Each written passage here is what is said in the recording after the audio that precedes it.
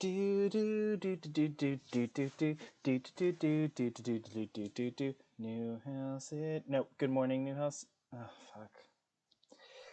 That's the intro. That's my intro. That's what I got today. That's our intro for today. Because today is a special episode of Good Morning New House City. This is gonna be one of the episodes that's not all about me. This is really frustrating, but it is about the Helly Award winning roleplay that swept the city, Seven Sins. And Oh, there I am. there you are. And with us today, Yay, nice. Okay. we have some of the cast of Seven Sins, some of the heavy hitters of Seven Sins.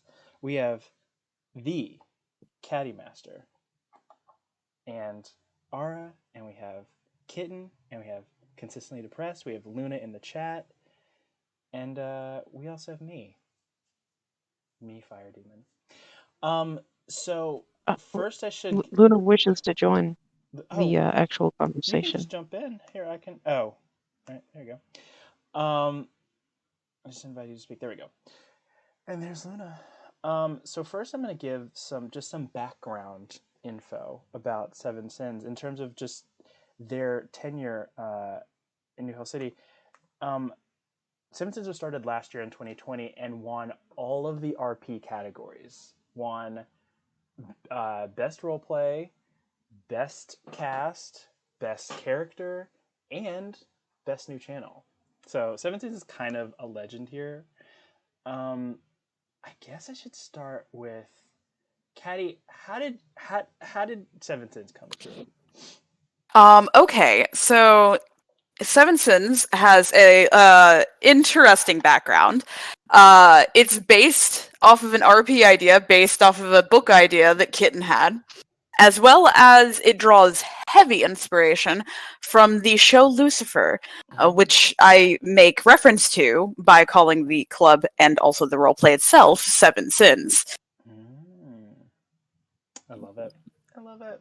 I love it. So how did you? So what was your? Okay, here's a good question. Is your initial idea of Seven Sins different from what it is now? Currently, yes, but that might be going back to its roots here in very, very soon, as I've got a couple loose threads that need to be tied together in a neat little bow. Yes. So expect a lot of vampire fights soon. Explain to the children what Seven Sins is, for those who don't know about this iconic roleplay. Okay, Seven Sins is a vampire RP where a clan of vampires are living underneath a nightclub, and the nightclub is sort of the front for these vampires. They've had a lot of history. They've had issues with hunters and other rival vampire clans, as well as interpersonal drama and romance. It's very very interesting. It is interesting. And so we have Shadow. Oh my gosh, Shadow's in this too. Yes, Shadow, come through. Come in, honey. So the cast of Seven Sins is large-ish. Does anyone want to explain their character, like how they came up with their specific vampire? Anyone can start. You start. Half of this chat has more than one. Oh, yeah, okay, are we starting with mine? All right, I'm only going to talk about Max and Helena, the Max obviously is based very loosely off of Lucifer, from Lucifer, because I did already say that. And he's this very kind, charismatic, handsome himbo who, despite his looks and this facade that he has as being, just kind of inept and goofy and very dumb but cute, he's actually very, very calculating, and he is very good with a sword in more ways than one. Helena is Helena is their doctor, the clan's doctor, and she is very cold on the outside, not very personable, and she does heinous experiments in the basement, where she keeps her monsters. Interesting. But Okay. she also, I cannot stress to you enough how much she looks like a tiny little anime waifu. She is 4'10". She has this ridiculous pink poofy hair. She wears a lot of cute dresses and lab coats, and sometimes she even does her makeup. She's just adorable, but she will cut you if you touch her. Okay. Okay, interesting. Okay, who's next? Kitten, probably. Whoever probably made the next character. I don't know. It was early days. I Yes, that guess would me be then? Jack. Yeah, I figured it'd be Jack, Yes. right? That would be Jack. Jack Jack is Jack the Ripper, actually. Oh. But if Jack the Ripper were female, um I kind of pulled Jack out of my ass, to be honest with you. I made the character and was like, yes, I want it to be Jack the Ripper, but female. This was my initial idea. Jack the Ripper, but female. And then I started talking to Caddy about a few different things and got into some more actual background lore about my character. So basically, Jack from the mid 1800s when she was born. Came from a poor family, but her relatives were kind of rich, I guess. And anyways, things and shit and everything happened and stuff went downhill. This isn't important. We're not going into background lore. Um, Yes, just how you created your character, how you came up with your character. this is like legitimately how I created my character. I came up, I was like, I want my character to be a female Jack the Ripper. That was it. I was like, Jack the Ripper didn't actually die. Jack the Ripper, the reason why they didn't catch Jack the Ripper was because Jack the Ripper was a vampire. Ooh. And then we got into like I started talking to Caddy about a bunch of different things when it came to my character, and we started bouncing around ideas. And then Jack went from just a vampire to one that seemed kind of feral at times. Like she had these episodes where she'd kind of go a little crazy and like try and kill the others to a kind of weird vampiric hybrid, werewolf vampire You hybrid. said a lot of words, Um, yes. yeah, a weird vampire hybrid. And basically, what happens is when Jack was having these periods of going feral, as what we refer to it first, it was Jack wasn't really there. It's actually an alternate personality. I can't even actually say an alternate personality. It's Elizabeth. Jack the Ripper started off as Elizabeth. Elizabeth went through a lot of trauma, unfortunately, while she was still alive. Mhm. She was a street worker, and she got sold basically into being a street worker, is what ended up happening. Interesting. And then later on, she ended up getting sold to a vampire clan who were doing tests to try and find a way to create a vampire that could walk in the sunlight. So they were combining um, werewolf DNA with vampire DNA, for lack of a better word. Um, or better explanation, I guess. But then, this created her. This is why she's this weird hybrid thing. Huh. But a lot of really, really horrible shit happened to her while this was happening.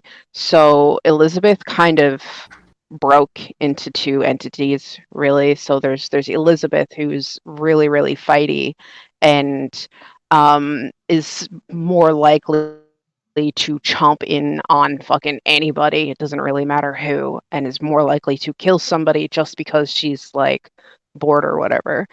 And then you have Jack, who, being the dominant but alternate personality, was pretty much raised as a vampire because after she turned, she had a moment of I guess you could call it almost like a mental relapse, where she went from being like 19 back to being 5. Okay. Yeah. All right. A Like you lot of do. weird stuff. Yeah, like you Regression. do. Yeah, there we go. Regression, that's the word. So that was the kind of things that happened. Jack is an odd character, and I Yes. probably went into more detail about her than I probably should have because her personality is just kind of weird, and I absolutely love Jack, and I'm sorry I've been talking about her too much. Somebody else can go now. No, no. I'm going now. I'm going. You're such an idiot. I'm going in order. I'm going in order of characters that were introduced. So technically, I will go next, even though KB hasn't been in a while. But KB will be returning. But KB better be running. I'm waiting for the KB arc. I have it written out. It's going to happen. I'm just waiting for a break from the Cryptidverse. I made a character called Kaboosh, short for KB, who is 110, but was turned at the age of 21. He's reading it here. He is 6'4", fit but mainly appears formless as he's always covered in a large nightgown. He wears an adult diaper and a long nightgown. KB was apparently he's an Oxford student who had a promising career as a barrister, a judge for Americans, in the 20s, and he exercised regularly. He had so many girlfriends. He was hot stuff. Everyone loved him. He was into sports. And then one day when he came drunk from a frat party, he fell off of a guard railing and tripped into an embankment in the side of a canal on top of a person being fed on by another vampire. So in the confusion, the vampire sort of half bit him. And this is where we make up our own rules. So KB sort of got stuck in this place of being halfway a vampire and halfway sort of human, but kind of not. So the last thing KB said before he went tumbling into the canal was "kaboosh," and so then now that's all he can say. We call that a half-turned fire. Half-turned, yeah, I knew that. Yeah, that's exactly right. I had that ready when I made the character, obviously. of course. And so being a half-turned, now KB has very limited interaction with people. Can't really say a whole lot, but interacts with the RP via flashbacks of his days when he had more words and less teeth. There we go. That's KB. Who else is here? Let me see. There's that. There's. I think Luna is next in Luna's the next. lineup. Oh, hello. Hello. Okay.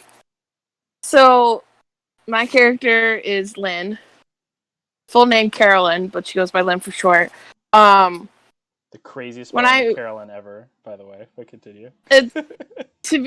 I will, for the record, say that that's my middle name, and that's how it's spelled. Wow. What, with double R's, double L's, and double N's? Yep. That is Jeez. Why would they? Did your parents get a discount on like extra letters? Like, is there a package discount? It's because it's a combination of my dad's middle name and my mom's friend's middle name.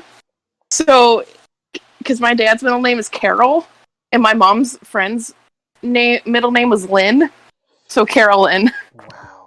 Wow. And they didn't think to respell it. Okay, I mean, that works. Fight me, fire. So when I initially made Lynn, I had the idea of, she's going to be a vampire hunter who just happens to stumble onto the den. But she was technically in quote-unquote retirement until, her friend was like, can you check this out? And, BS'd everything. But and then I didn't really have like much structure to her character. I kind of went on the basis of, oh, what about this? What about that? Because I can't think of things on the ball. I have to think of things as they go along. So in like the beginning, she was super clumsy and constantly got into a little bit of trouble. But she's better now. A little bit of trouble. She is still in a constant state of grounded. Yeah, Yes. that's very true. And I was like, oh, what if she happens to be part of this descendants of a group of people who had like yummy blood that vampires love, but also was immune to turning. Well, partial turning, because Lynn is technically 200 years old, but she doesn't have, like, she doesn't require blood to drink. So, as we kind of continued on, she's like, she's not a half-turn, but she's kind of like, quote-unquote, an exception because of just her biology. Don't worry, we've worked out the lore of it. It's just still secret. Still secret. Yes. And, she also comes from a family whose, her father was a vampire hunter. So she went to become a vampire hunter because her family was murdered. Oh, that'll do it. Yeah. That'll do it. That's generally what happens when people's families get murdered. Someone becomes a vampire. Yeah, but yeah. Her father was a vampire hunter, but left because he didn't like the idea of just killing vampires for no reason, and decided to dedicate a lot of his last remaining years to finding a cure for vampirism. Oh, okay. Yeah, so he very smart. He very smart. We got a lot of smarties in here. We got some smarties in this group. A lot of people. Yeah, and then her mom was the rescued woman from I don't know, a cult that constantly wanted the blood. God, she had a really easy life, this one. Parents dealt with bullshit, and she also dealt with bullshit. So, She inherited. It's inherited bullshit. Yep. So she's just kind of surviving, and, well, she's has to, well, not get ate, and not the good way kind of ate. Oh my. Luna, this is a children's show, I'll have you know. My goodness. Bullshit. That's a bullshit, and I'm sorry. Something about Caboose wearing adult diapers and a nightgown and having lots of girlfriends. Something. So the next character we're going to be looking at is let me see. I have Kitten, do you want to do Coda? I think Killian. Killian's Ara's next. He's not at the chair right now. He went to do a thing. We'll swing back. So he's here, but he's not here. So yeah, you're gonna have to swing back to him. Is CD available? Do we have a CD? Does anyone have a CD? Maybe. CD, honey, are you there? CD, are you alive? Can you hear me? Oh, there we go. You're talking to us from inside a tunnel, but I can't find my key. I'm trying to find my room key. I think I lost it in my laundry. Oh no! You sound like you're in a laundry room. Wow, yeah, that's So come around and come back to me if you wouldn't mind. So okay. We'll do first characters first. We'll go with Shadow. Shadow, give us William. Can you? Yes. It's really fast. All right. So, I play William. I was about to say little, but then I remembered he's 6'5". That is anything but little. Yeah, He is not little at all. a tall, basically child, a 300-year-old child in a nutshell. That's me describing. Let's see. I have to explain his history thingy, right? Mm-hmm. All right. So it began. The young lad was a young lad, and I'm such a good explainer. I love it. Okay, Keep going. so Don't basically, since a young age, his father was not a great lad. He was. stop. I don't. Yeah, he was not a great lad. I don't know how to describe it without sounding not like Do you want a little Shadow. bit of help? Would you No, like I know how to to phone a describe it. friend? I know how to describe it. I just don't want to describe it because it won't have the little Shadow vibe. You know? Okay, yeah, because see, sorry, William's background and Jack's background actually intermingle. Shadow, or I keep saying Shadow. Oh yes, I will now William's change. Hey, Caddy, can I change William's name to Shadow? No. No, you may not. I am. William's father was actually friends with I guess you would say Jack's pimp, really. And was not a very nice man at all. And part of the reason why, I guess. Anyways, long story short, because if I keep going, I'm just gonna fucking explain a whole bunch of random shit that doesn't really need to be important. Jack killed William's dad because William's dad is a piece of shit. Yes. And William was happy about it. William was very Yes. pleased that his dad was dead because his dad was not a very nice lad, as he so put it. Yes. Very nice. Yes, and as many times as he stated, he celebrated his dad's funeral. Gosh. Yes. He actually celebrated it. He wasn't like, is celebrate the right word? Yeah, I'm gonna say celebrated is the right word. Yeah, he celebrated it, and then like 300 years later, he got adopted by the murder of his father. Oh my god. Yes, that's true. Max and Jack have, like, sort of informally adopted William. By the way, folks, Seventh Yeah. Sense is generally a comedy, but you Yeah. wouldn't know that based on these fucking horrible backstories. My god. Look, Comedy from tragedy, Fire. yes, And comedy, tragedy and tragedy comedy and more equals tragedy and time. Yeah. I forgot. Tragedy plus time equals comedy. That's how this works. It's like tragedy times 8 here, but continue, yes.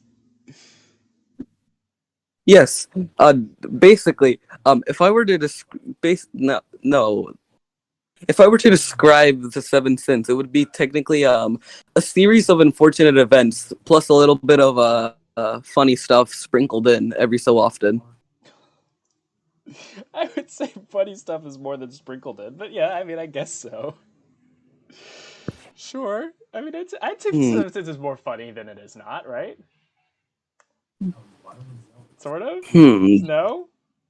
Don't most of the characters have mean- dead relatives and like they're Well, they're 300 years old They have to. no in a lot of cases. No, I mean- So yes, everyone they knew is dead. I mean Well, people almost. that were very important to them dead. Yeah, like Helena ate her fiance after being kidnapped by him. I mean, Max has like several backstories that are all tragic. He has lost the love of his life 3 times now. So yes, a lot of sad things happen, but they've all gotten over it because that happened 300 years ago or more. Or 5. Or 5, yes. Or 5. Max is like 700, right?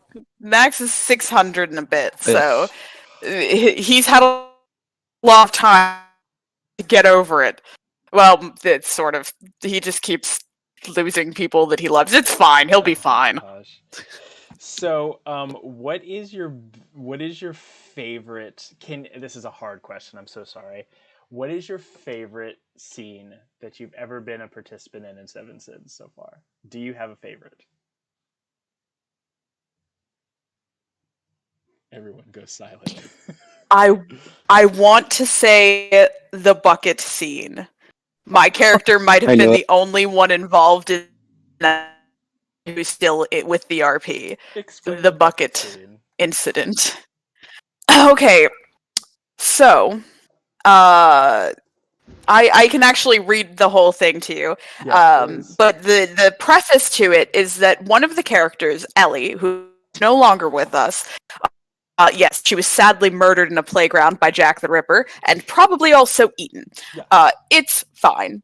However, up until that point, she had been hired as Max's assistant. At the interview, he very specifically asked, "How are you at following orders or following directions?" And she said, "I am great at following directions." This scene happens less than a week after that. Inar pushed open the front door. Inar is a 1,000-year-old Viking vampire.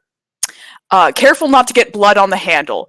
To say he was covered in blood would be an understatement. He was drenched in it, just like the old days. He slowly walked around the main bar area for a moment, bloody axe in each hand. After a moment, he decided to do some exploring of the lower levels.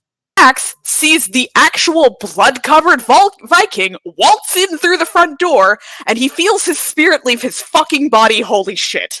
Max is having an issue. He's standing there smiling. "What the fuck?" he says. He did say it like it was an accusation. "I think I'm having a stroke. Where's Helena?" Max was smiling, but boy was he not happy. Ellie turned 180 degrees, walking up to Max, tapped him lightly on the chest. "Yo, boss man, you need me to do something? 'Cause I'm your assistant, so how can I be of assistance?" "Yes, Ellie, behind the bar, there's a bucket. Fill it with ice and water and throw it at me because I'm definitely having a full-blown crisis right now and I cannot handle dealing with hunters, rival clans, and the cops!" Max's face finally started to match his disposition. "Do you have any idea what you've just done? Walking in here, covered in blood. Anyone could have seen you. Who are you wearing? Were they some innocent?" Inar chuckled. "Don't worry, I thought about it while I was out, and decided to hunt outside of the city. This is not some innocent, it was a deer." He looked down at himself. I made sure I was not seen, moving in the shadows, and I was not seen or followed." He tries to sound as reassuring as possible, given his current appearance. Ellie, in a full panic, runs behind the bar, picking up the ice bucket, and yeets it at Max as hard as she can. Max gets conked round the head with an ice bucket. It makes a magnificent sound. He turns to look at Ellie, looking disappointed. "Ellie, you said in your interview you were good at following directions." And that has led to the dented ice bucket, which is a full-blown character at this point. And a very well-known piece of Seven Sins lore. Oh, I love it. Ara is back. Yes, hello. Yes, I'm Ara. here. Tell us about Yes. Killian. Killian. How did you come up with Killian? Killian Twomney. Well, first I decided, as always, to join Seven Sins because it looked like a shitboat load of fun. And I had just finished binge watching Hellsing Ultimate. So Killian is a bastardization of shit, what's his name? Hold on. Tina Turner, Beyonce, Hitler. No. Alexander Anderson. That's the next name I was gonna say. That's the bitch. Yes. That's who I was gonna say. He is the anti-hero of Hellsing. Fucking Paladin of Iscariot and all that shit. But yeah, I wanted that plus vampire, just because trying to type out the Irish language with all of its very much truncated English is hilarious. And I noticed Seven Sins was really fucking dark and broody. And there was just a lot of trauma TM happening. So Killian was born to be the comic relief that everybody needs. And he also has absolutely no story arcs or any of that bullshit of his own because he is literally meant to help people when they need help with their arcs. I love Killian. So that was the birth of Killian. Oh, so good. Do you have a favorite Seven Sins moment? I know that's hard. I'm asking you to go back through over a year of RPing. Actually, Well, less than a year, but close. yeah, favorite moment does actually involve Killian. It's when everybody went out and had a little stargazing night. Because Lynn, who's Luna's character, wanted to go stargazing. Killian had just given Alex and Helena guns to get proficient with. So they did a combo child? night. Yes, the child. The child Yes, the child had a gun. firearm. Mm-hmm. Who let that happen? Yes, okay. Yeah, little 22. The crazy pistol. priest let it happen. Yee. Don't worry, it was just normal human-powered gun, nothing serious. Oh, okay. That's okay. If it's just that, Yeah. that's fine. Yeah, it's just a little 22. It's fine. Yeah, that's totally fine. But yes, they all went out and were stargazing and having a good time, having a picnic. And Rose, actually, another character of the manipulator, had some kind of fucking Big fuck off gun is the word you're looking for. pretty much anime rip-off Dragunov Japanese something or another. It made a big boom, and Killian, being Killian, decided he was going to shoot this rifle one-handed.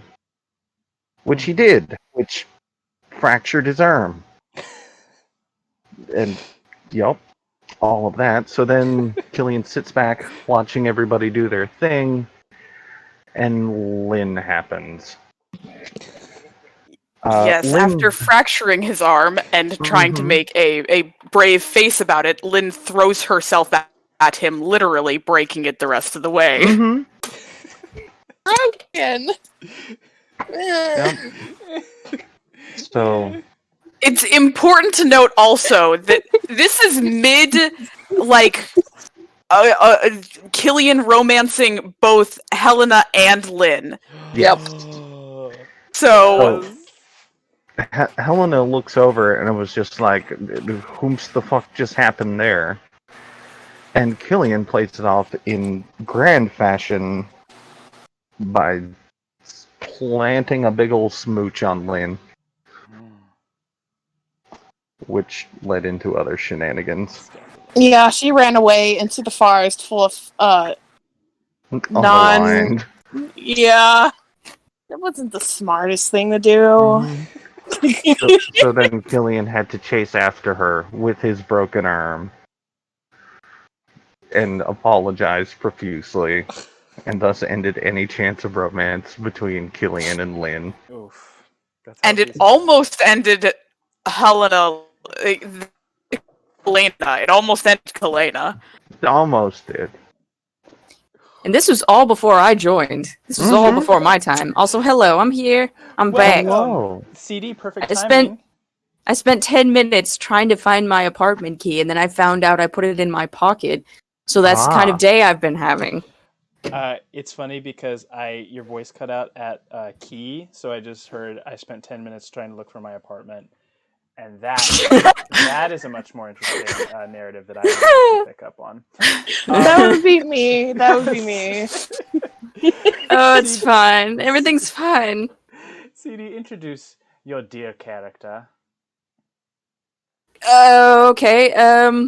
So My boy Your sweet Oliver, he yes. He came in. I came in really late in the game. Things had already been going for quite a few months by the time I got in there. Yeah.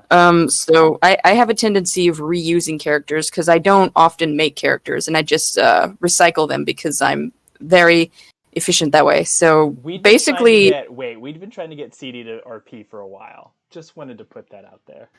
oh really? Uh-huh. Really? Uh-huh. Yeah, and look at you now. Anyway. I had no idea. Yeah. So basically, Oliver, I created him purely as an aesthetic concept. Really, the only things that I took into account when I made him at the beginning was aesthetic contents. He's based after like the aesthetic of like James Bond, Kingsman, like Casablanca, all of those kinds of things, like the calm, collected, neutral party with many, many secrets and many, many secret talents that he like never lets on about. Basically, it's like the neutral party bartender that is just agreeable and like a little bit unnerving because like you don't know anything about him, but you feel like there's a lot of stuff about him that you just don't know.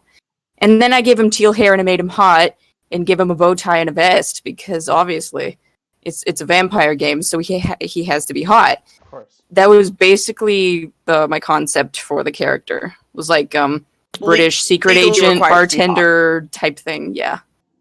It's interesting because I mean you only joined I think about 2 months after 17 started.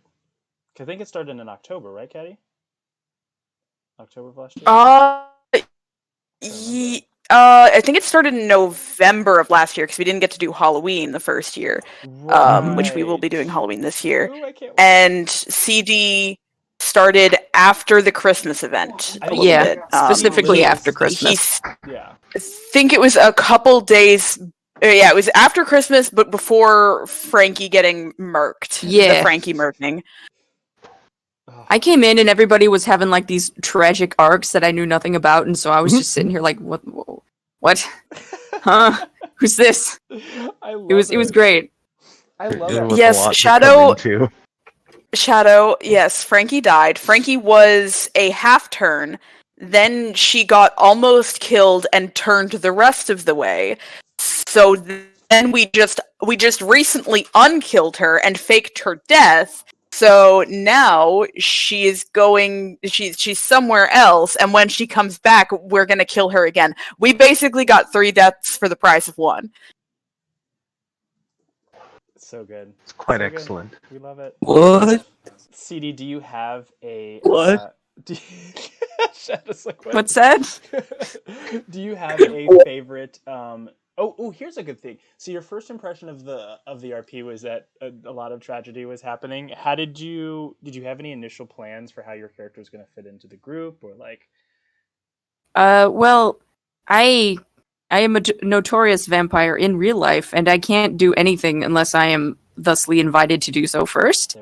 So I got with Kitten about it, That is and we true. had decided that Oliver was going to be like a really old friend of Jack that she hadn't been in contact with for a very long time, and that was actually how he got involved. Was he like they just happened to meet up with each other, and then she took him into the clan, and he became a bartender because he's like super duper good at it, and that's like super duper useful in a nightclub. So actually, he didn't actually join the clan proper for quite a while. He was just there working and being around for a long time, kind of like me in every other iteration of myself. I'm just around for a long time until he actually got like officially involved.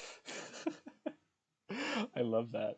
So okay, so what was your favorite? Do you have a favorite Seven Sins moment? I know there's a lot now to go over. Oh, fuck. Favorite Seven Sins moment. I'm trying to think, because for me it's lots of little moments. My favorite are all of the small little moments where meaningful meaningful interactions happen between my character and other characters. So like all of the therapy that he's had with Lynn, all of like the first hugs, because like it was a big thing for him to start accepting like physical affection. So all of like the first time hugs, first time like showing vulnerability to other characters. Yeah, like any of those times, I would say those have been my favorite because it shows like a meaningful character development moment. There was the bad blood trip too. Oh yes, I loved the bad blood trip. I love the bad blood trip. That's Explain a favorite. what happened. I need this story. So, literally, what happened was I was at work all day, and I couldn't be involved in RP, and like it was a very active day that day in RP, and people were doing things. So I wanted to be involved. So when I got home, I made up a bullshit reason for him to be late, and so he came in and he was like, "Hey, sorry, I got jumped on the way to work, and it's fine. I ate the guy. It's fine. I think you might have been on drugs or something, so maybe I'll be a little bit buzzy at work tonight. So, but it's fine. That's why I'm late. Sorry." That was the reason, because I was at work, and then it kind of evolved over the course of the evening, where wait, this guy must have been on hallucinogenics. He was on a lot of shit. Okay, Oliver's like having a really bad trip. Okay, now I'm tying it into his backstory, and now it's a big problem. Now he's having a freak out. Now he's having trauma PTSD flashbacks. And so basically Max had to pull him into the security office and let him freak out for a little while, because it was basically like a really accidental, unintentional, really good backstory moment. Because that tied in to a lot of lore about the character. So it all ended up working out real good, and I was very pleased. I love that. Here's a question for all of you. How are you most like your Seven Sins character, and how are you most different? Obvious stuff out of the window. I don't think any of you are vampires, although some of you actually are. But bold of you to assume. Yeah, fair enough. Excuse my assumptions. However, how personality-wise are you different from your characters? How are you most alike? Anyone can start. I'm not blonde. Besides the obvious things, Shadow. You're also not 6'5", I would imagine. So I am a short lad. Yeah, I figured you are. It's interesting when our peers. You can always tell how tall the real our peer is based on their characters. I'm like, wow, you make a lot of really tall characters. Anyway. What about for deadweight? Yes. Wait, why deadweight? His character is 1 foot tall. At least in one of the RPs. Oh, it's not Seven Sins. Anyway, I was just saying, just the height. Anyway, I was about to say, Fire guess my height based off Max and Helena, since one is 4'10" and one is 6'2". You're dead in the middle then. You're right at the middle, somewhere around 5'7", 5'8". Wrong, but I appreciate the extra 6 inches. And we all do, honestly. That's good. I like that. So you go first. How are you most different? How are you most like? To answer the question, how am I most like Jack? Well, Jack keeps a lot of her issues to herself. As do I. So I guess one of the ways that I am most like this character isn't really a good thing. That'd be a good thing, I guess. So. No, but that is one of the things. Yeah, that's one of the ways that I'm definitely most like her. A lot of internal things that just don't really want to bother anybody else with, I guess, or really make anybody else worry, because it's like it's one of those things where it's an issue right now, but I can handle it, and it's okay. I don't need to bother anybody else with it. The way I am most different from Jack is Jack had to learn empathy. I'm very empathetic by nature. Jack is not. She remember where I mentioned the whole thing before about her reverting back to like basically a 5-year-old, Oh, and when yes. she became Jack, right? Mhm. Well, she was raised by vampires, therefore she sees herself different from other humans, right?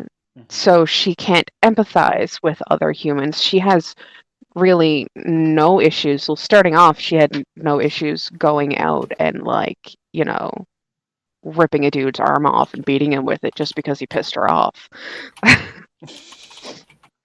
Yeah, that tracks. That tracks. So yeah, so she has that lack of empathy that she had to learn, as where I am very naturally empathetic and would actually never be able to rip somebody's arm off even if I had the strength to, because that's just mean.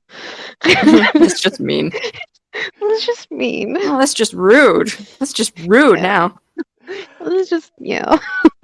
Interesting. All right, how about you, Aura? What are your biggest similarities? Ara just left again. Just left again, of course. Oh my god. Very Aura. Aura, He's just please. gone. Supper is ready, so he's going to get the food. Oh, supper? You guys call Yeah, it supper? he'll. Okay.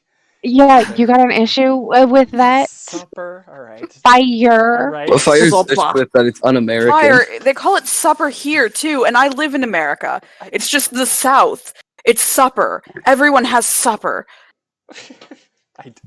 Okay. All right. In my I family, It's just we a- never. guess It's a we In my- rural travel. area thing. Oh my goodness. It's a rural area thing. They live in a Fire. rural area in Canada, and I live in a rural area in America. So everybody calls everything supper, and they have a lot of really weird things, despite there being hundreds of miles in between them, where they say the same things for reasons, I guess. It annoys me too, don't worry. Anyway, Fire- back to the fire, vampire. What, Shadow? What do you want? I Sorry. What do you want, Shadow? Don't make him cry! Oh my gosh, if I made Shadow cry, that would be such a great viral moment. Cry. Shadow, just cry. Just pretend to cry. Fire. Listen. Fire! We need to get our numbers up. How much will I get paid for this? How much will I get paid for this? No, no. I think you I do have a not- banana in the fridge, if you want that. No, you don't want the banana that Fire is offering you. Trust me. Who would? Not Me. me. Potassium, bitch. Oh, well, yeah, you'll get some other things other than potassium with that. So Oh, so- God. Fire. So CD, how are you most like old Ollie, and how are you most different? Oh fuck. So I guess like how I'm the least like him, I would say his personality type, he thrives when he can be doing acts of service for everyone else. Like he will like do things for people all day long. I don't have that kind of energy. I usually like my love language is physical affection. His is probably acts of service and words of affirmation and that sort of thing. I'd say I'm very much not like him in that way, because he can go for forever just doing things for people. And also he went for a long time being okay with not having any emotional connections. He spent a very long time being fine all on his own. That's very much not like me. I start to pine and I start to get really depressed if I go for too long without any like meaningful emotional connections. So I'm very different from him in that regard.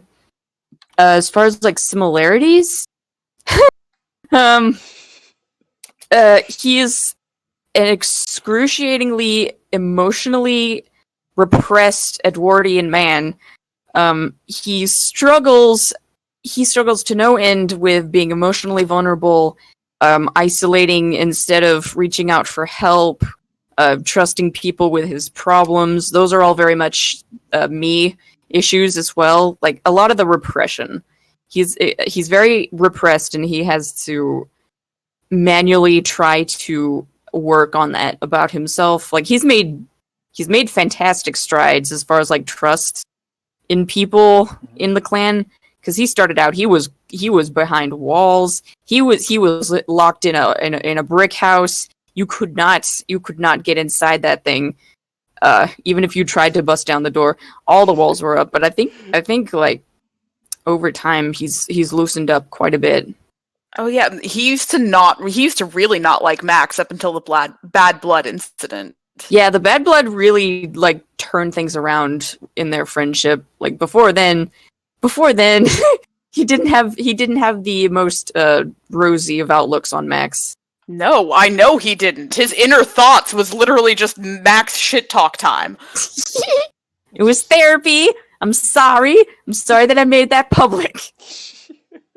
Really, Lynn is the only one that knows any of that bullshit, even to this day. Yep. Yes. The only one.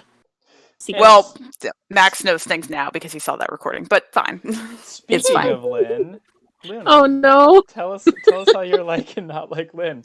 Although we already know one really great similarity you both share, but continue. Oh my god, that's fucking Okay.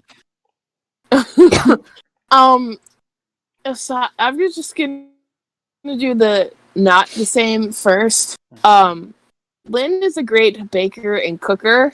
I am not. Don't do that shit. I'm lazy as fuck. Let's see. I also don't like handling knives. Big butcher knives freak me out. Lynn, on the other hand, uses knives and gets cut and just, deals with it. I don't like it.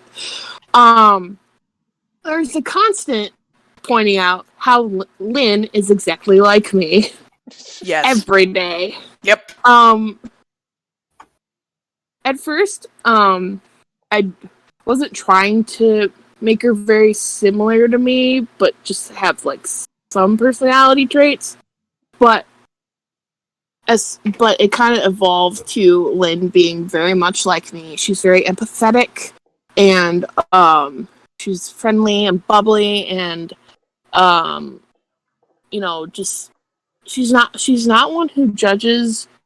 I mean, she questions things, but she's very much she doesn't, like, as I pointed out in the RP, she doesn't view vampires as monsters as much as like hunters should. She's very clumsy. Sorry, I had a phone call, I had to end it. Yeah, fuck that. My father was calling me. I have to call him. I said what I said. Yeah. So, yeah, she's super clumsy, just like me. She also, like her, I also have a hard time, like, discussing problems, because, I'm a person who gets over things very easily. So, like, I'm upset in the moment, but not in the next, because this is how my brain is. And that's kind of adopted to how Lynn acts a lot, because of how I am. So, so she's very much like me in many ways, but smaller things she's not. Yeah, she's, a clumsy, friendly, bubbly person. Interesting. All right. Me.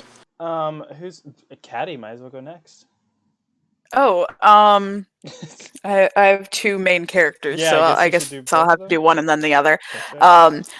One of the things that I have in common with Max is we both get really excited about being very thoughtful about gifts, because when we give a gift, it's like it says, I've been paying attention to you, and I've been paying attention to the things that you enjoy and you like, and this is the fruit of my love for you, platonic or otherwise, where he spends a lot of time being very thoughtful about the things that he gives to other people, and I like doing that. And that's one of my favorite things, is when I give someone a very thoughtful gift, and it makes them very happy, because because it's something that I paid attention to when they said, oh, I like this thing, and oh, I like that thing, and I know them so well that I can get them a very thoughtful gift. I have lots of things that I don't have in common with both of my characters. Actually, that's one of the very early on in Seven Sins. I made the joke to Kitten. I'm like, damn it, Helena's smart, Max is tall, and neither one of them likes to be choked. I have nothing in common with these people. Who are these people I've created? But one of the things that I think that Max and I do not have in common, definitely, is he is a leadery person. He is the clan leader, and I am not very leadery. I like having structure to things and routines that don't change. That kind of thing. I don't like making decisions. I'm not a decision maker, but Max is, so he can have that. Things I have in common with Helena. I have lots of things in common with Helena. Neither one of us wants to be touched by strangers, so let's get that one out of the way right now. Do not touch me unless I give you permission to touch me. I do not like that shit. Don't talk to me. I want to be alone. I don't know you Don't people. talk to me. Don't ever talk to me or my son ever again. Yes. I am very much a solitary creature. I like to spend time in my safe places, like my house, my room, areas like that. And Helena can be found either in her room or her lab 90% of the time. There are very, very few instances where she comes out. We don't like crowds, neither one of us. And Helena's got several little like self-comforting things that she does. Like one of her self-comforting things is she likes to surround herself with like soft pink frilly things, and that's very much not me. But I do like to surround myself with similar sort of. I like to surround myself with things that will comfort me. And Helena also, she does this thing where even if she's checked something like an hour ago, she'll suddenly go back and just double check it, which. It's slightly paranoid and obsessive, and I love her for it. Oh.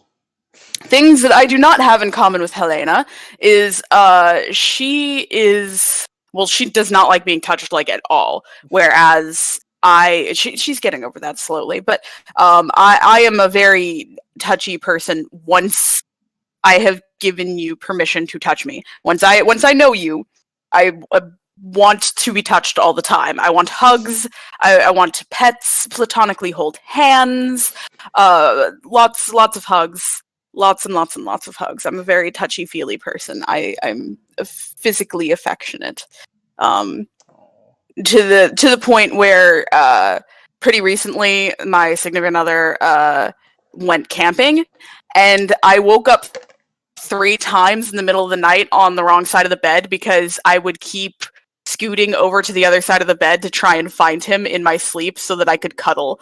It was very cute and very sad. Wow. Well, from that I learned that Do not have. Caddy had moved on from our hour-long marriage, which I did not know about. So I need to unpack that. Honey, I keep trying to introduce you. Listen, listen, I have feelings. Don't tell anyone. I think that's everyone except for Ara, of course, who's now eating supper. Right? Did I say that right? Supper. I am here though. Oh yes, Ara. Yes. How? Yep, you know the question. Very good. Good old Killian.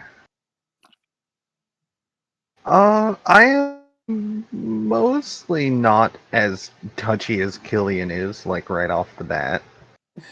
Kind of the same thing as Caddy was saying.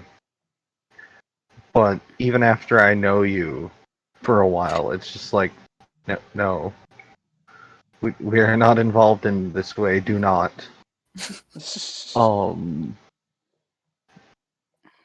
I am a cuddler though.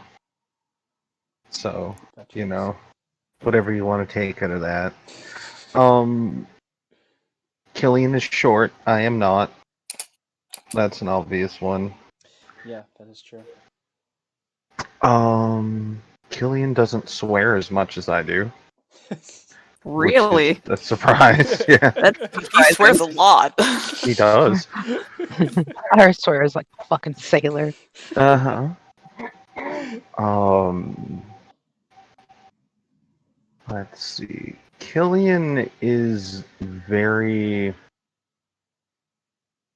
He's very quick to move on from things that he can't really do anything about. Or like his past traumas and shit. He's done with those, he's dealt with them. That's all fine and dandy, whatever.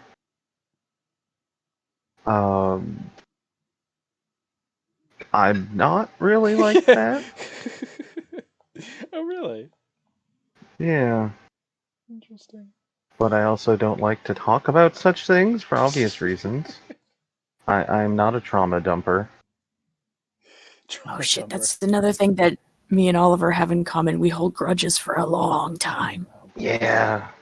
I am physically incapable of holding a grudge for more than like 20 minutes. Oh, You have I'm to the same really way. fuck up. You have to monumentally fuck up in order for me to hold a grudge against you. I am Same. old as the hills, Yeah. and those hills are full of grudges. We won't build any wells there. I just don't see a point to hold grudges, so I just Yeah. can't. I just yeah. Interesting. But yeah, as for similarities, He has your wit. he has my wit and stuff like that. Yeah, mental faculties are there. They are mine. Killian is my scapegoat for if somebody does something that is we would find kind of dumb. He will point it out in not a mean way, but yeah, sometimes a mean way. The drunken uncle way of pointing out you're an idiot. Like, Yeah. I love you to death, but you're fucking wrong. You're Yeah. an idiot.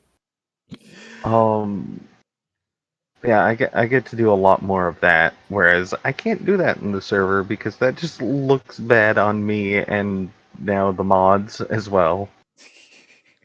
Because team or whatever. Because team or whatever. Or whatever.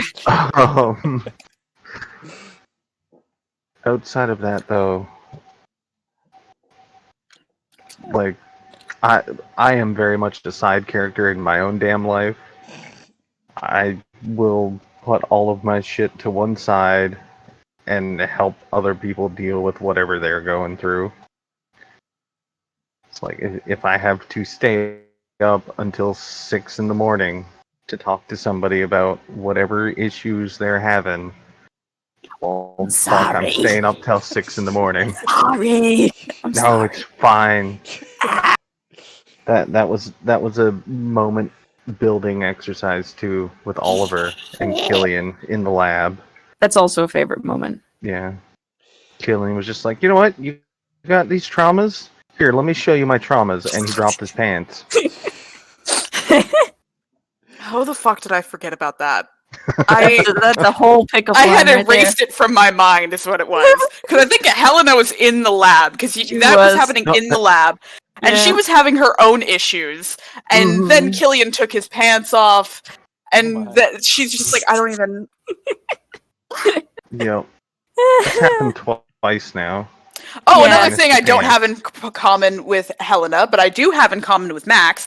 Helena is an absolute prude and has never had sex in her whole life, and Max is a slut, and I am also a slut. Ah, yes. Killian is a double virgin, actually. Yes. What? Oh. Double Yep. virgin. Yes. Um, And Frankie's double Catholic. yeah.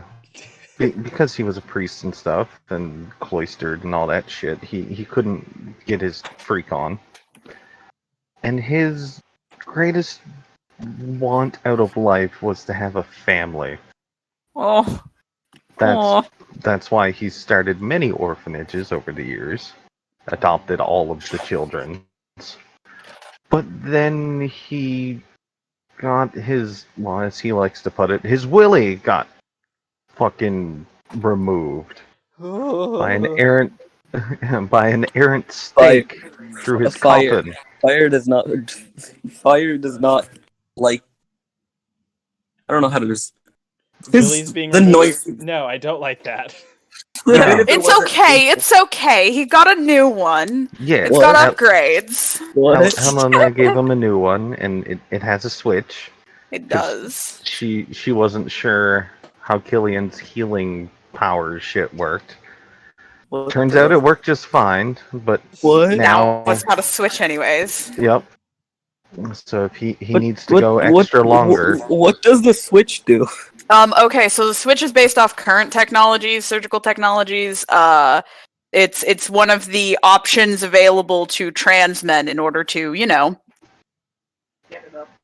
help them along. It's a boner switch. It's a boner switch, yes. You flip the switch and you get a stiffy. nice.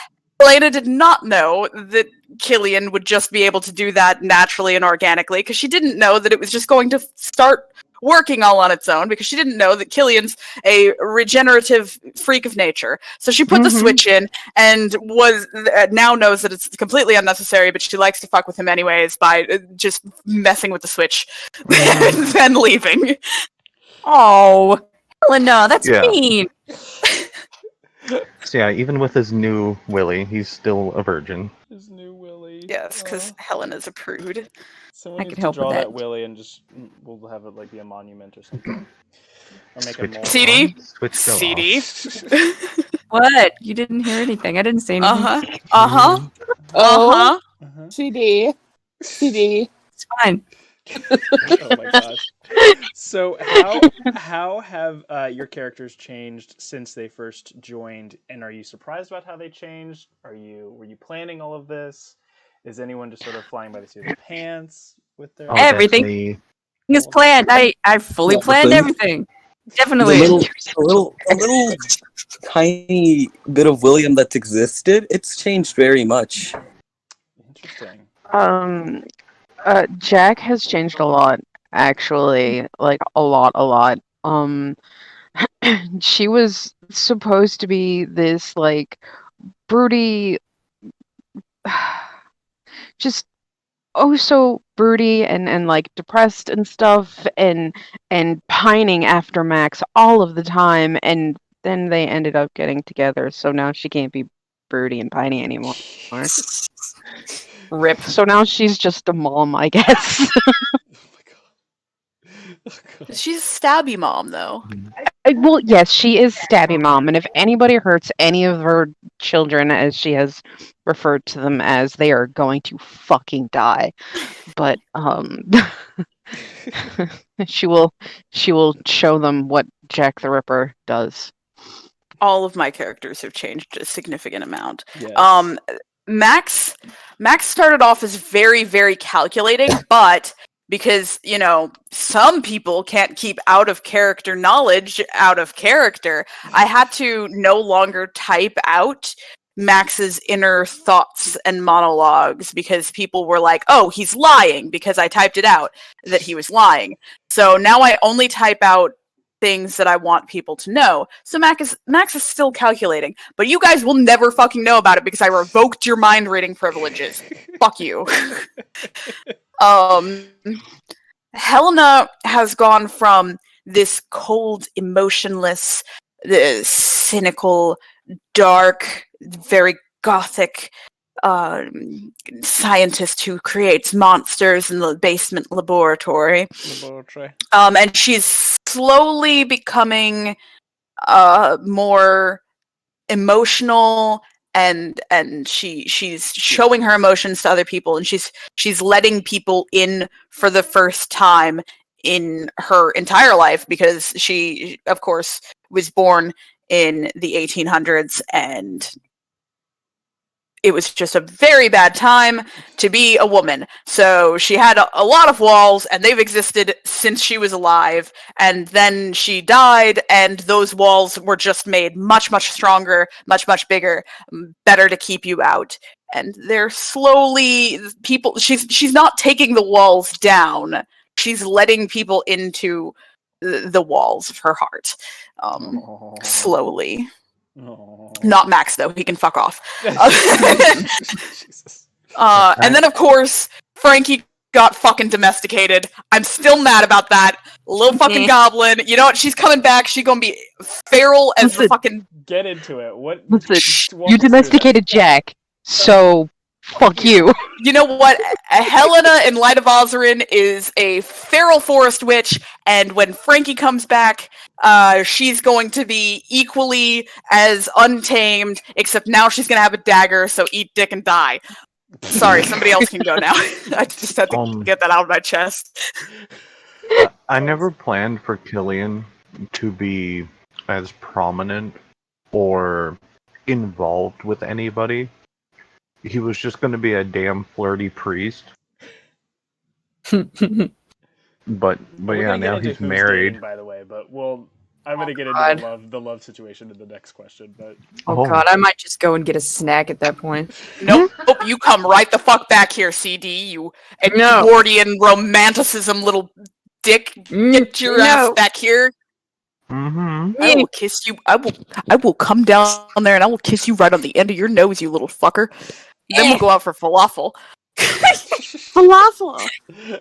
What kind of is that supposed to be a threat? Yes, it is. For CD, it's CD, definitely a threat. CD is a repressed Edwardian boy. He can't handle sudden random displays of affection.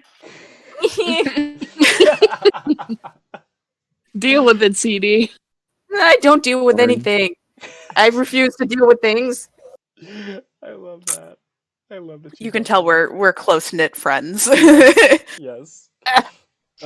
Shadow. I mean, William's only kind of been in here for a little bit, but has it changed at all? His first appearance was a wee bit different than now William. Mm-hmm. Kind of wish I could change his first appearance. Well, you're in it now. Yeah.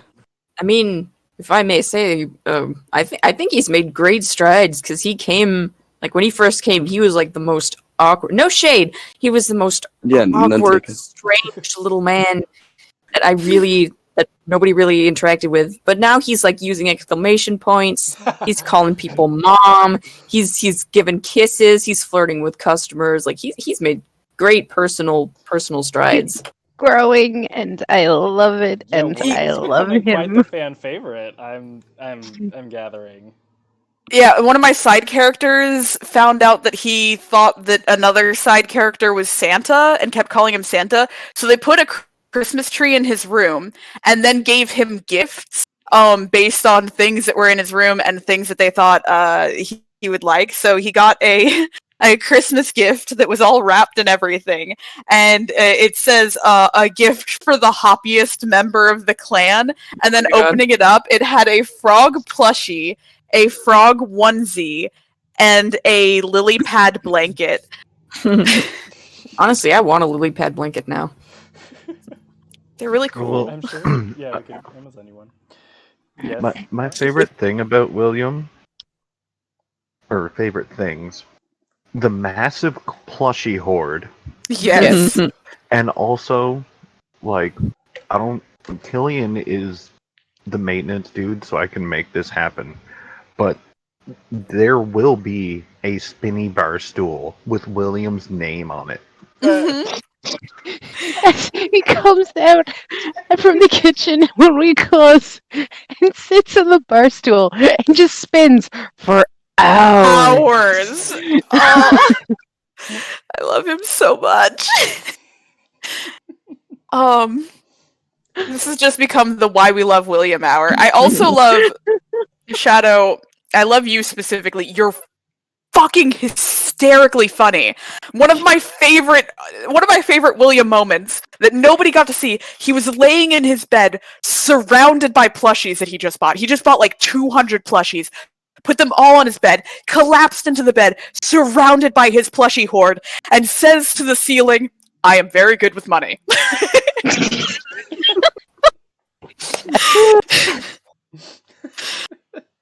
What do you have to say for yourself, Shadow? I came up with that in like 5 minutes. It was so funny. It was great. Shadow like, is just very funny, and I feel like it needs to be called out. Oh my god! Oh my god! William for best NHC RP character. That's a lot. I don't even remember the categories anymore. What is? What was I gonna say? Wait. Go ahead. Fire. Yeah. You didn't let Lynn or me go yet. Go. You two go. Go now. Go I now. was just gonna say.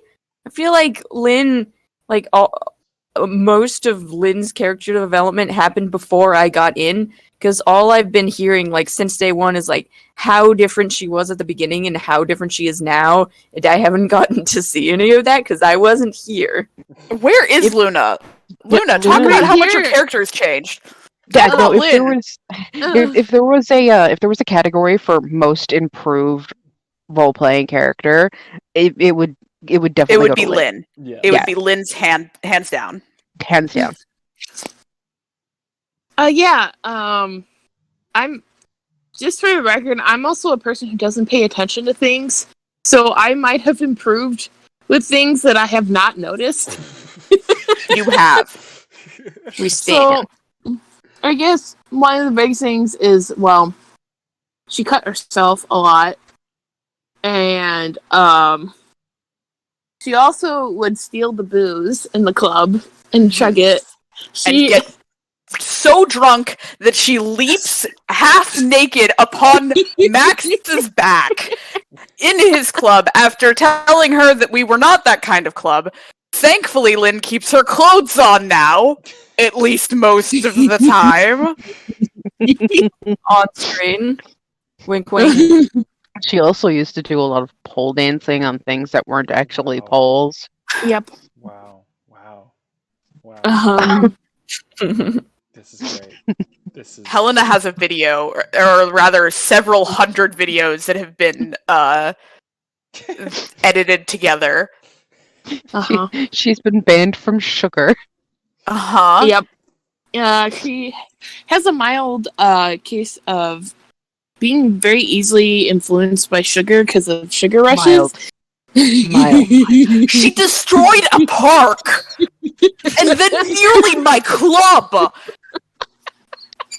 Yeah. Poor sweet Clovis had to hold her down!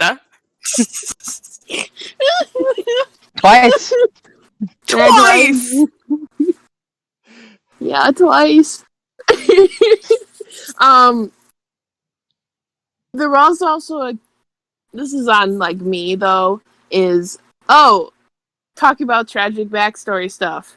Oh, let me tell you about similar events that happened to me. She had every single tragic.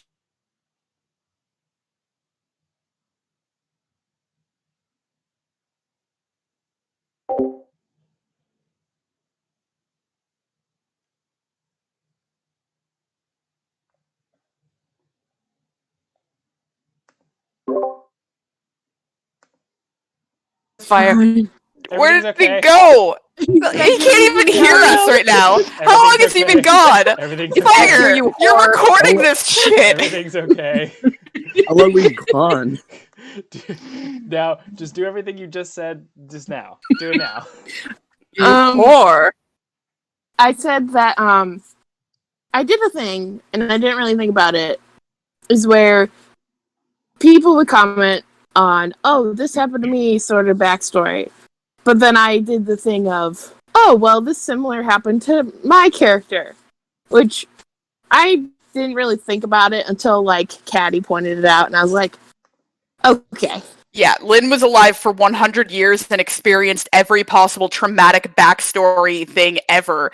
Like, every single dark backstory plot thread that one could have. Like, every plot thread that connected to literally everybody else's characters. Somehow Lynn had experienced it in the 100 years she was alive, until she was tearfully about to go on about something that happened similar to what Helena had happen. And I was like, Luna, dear, Lynn did not experience all of these things. Pick 5 and move on.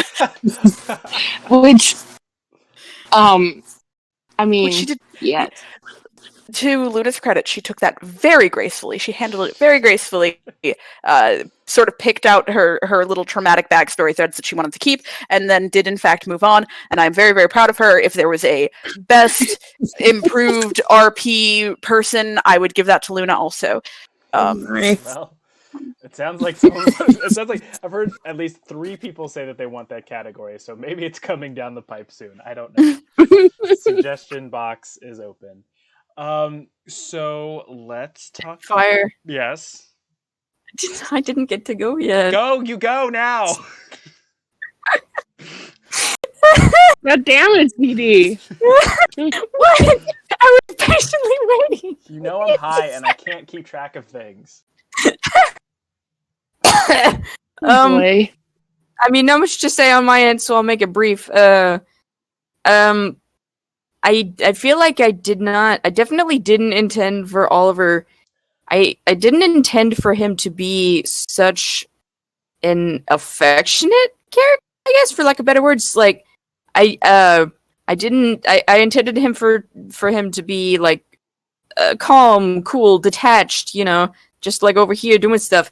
But then, like, I guess that's what happens when you get into an RP and everybody won't stop touching each other. And so I guess I just like naturally devolved and wanted to be a part of that. So he's become like a lot more like physically affectionate, like openly affectionate with people.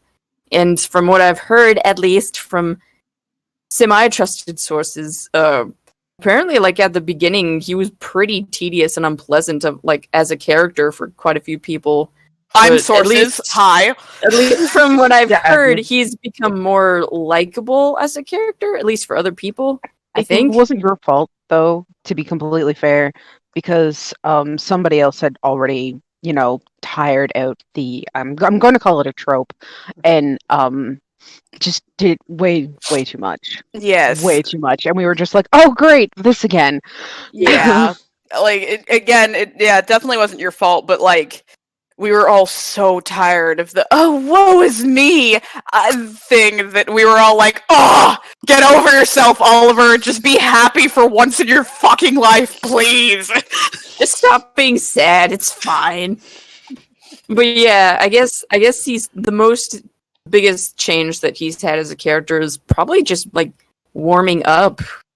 I guess he's gotten much warmer, I think.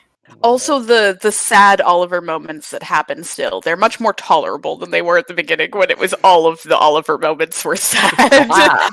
Yay! Or pissy. God, there were so many moments where Oliver was just looking at someone and like he's smiling on the outside, but on the inside he's like, God, you're just intolerable. Yeah, that still happens. I'm trying to keep that a little bit more under the wrap now. It's kind of like Max. It's just that you don't need to know all of the mind gymnastics that are going on. Mm-hmm. All right, Fire, I'm done. Okay, Fire, yes. You can ask your next question now. Thanks, Mom and Dad and people. I am curious about some of the romances that have happened in Seven Sins. Jax is here! Jax, welcome! Yeah! I'm throwing Jax in. Oh, Jax is already in. Work. Hey, Jax. Jax is in, yes! Jax, are you able to speak? Blink twice if you're okay. Jax said hello. I'm not able to speak right now. Okay. Jax, oh, that's so heartbreaking because I definitely wanted Clovis stuff. Jax, if you could, if you're able to type out how you came up with the character of Clovis, and we'll read it for you. Yes, I'll read it for you. I'll be your voice, dear. Yes. But just type it in chat and we'll talk about it here. But in the meantime, let's talk about some of the intimate moments that have happened in Seven Sins. So who's dating? Who dated? Who's dating? Who's crushing? Oh God. I want all Oh of it. God. Oh God. Everyone panic. Everyone Okay. panic. Buy panic. Well, Buy panic. To get the simple one out of the way, Killian and Helena are married, Yes, and they- they're very happy about The it. Kalena wedding did just happen very Well, recently. we have to get into the wedding moment, but we'll all in due time. Continue. There's a lot of drama there. Yeah. yeah. Yeah. I didn't pick that to be one of the best Seven Sins moments. I thought that was a really iconic moment, but fair enough. Who else is dating? Okay. Or Do you question? want to go, or can I talk about the whole Talk like about whatever beginning? you want, honey. Okay. I'm gonna go get some food real quick, and I'll be back. Yeah. You take your snack break I'm when we gonna get to the go grab romance some. stuff. I'll bring you back up. I'm gonna go grab myself some stuff as well. Uh, So The characters who are not don't dating ask- may take a food break. Yes. right.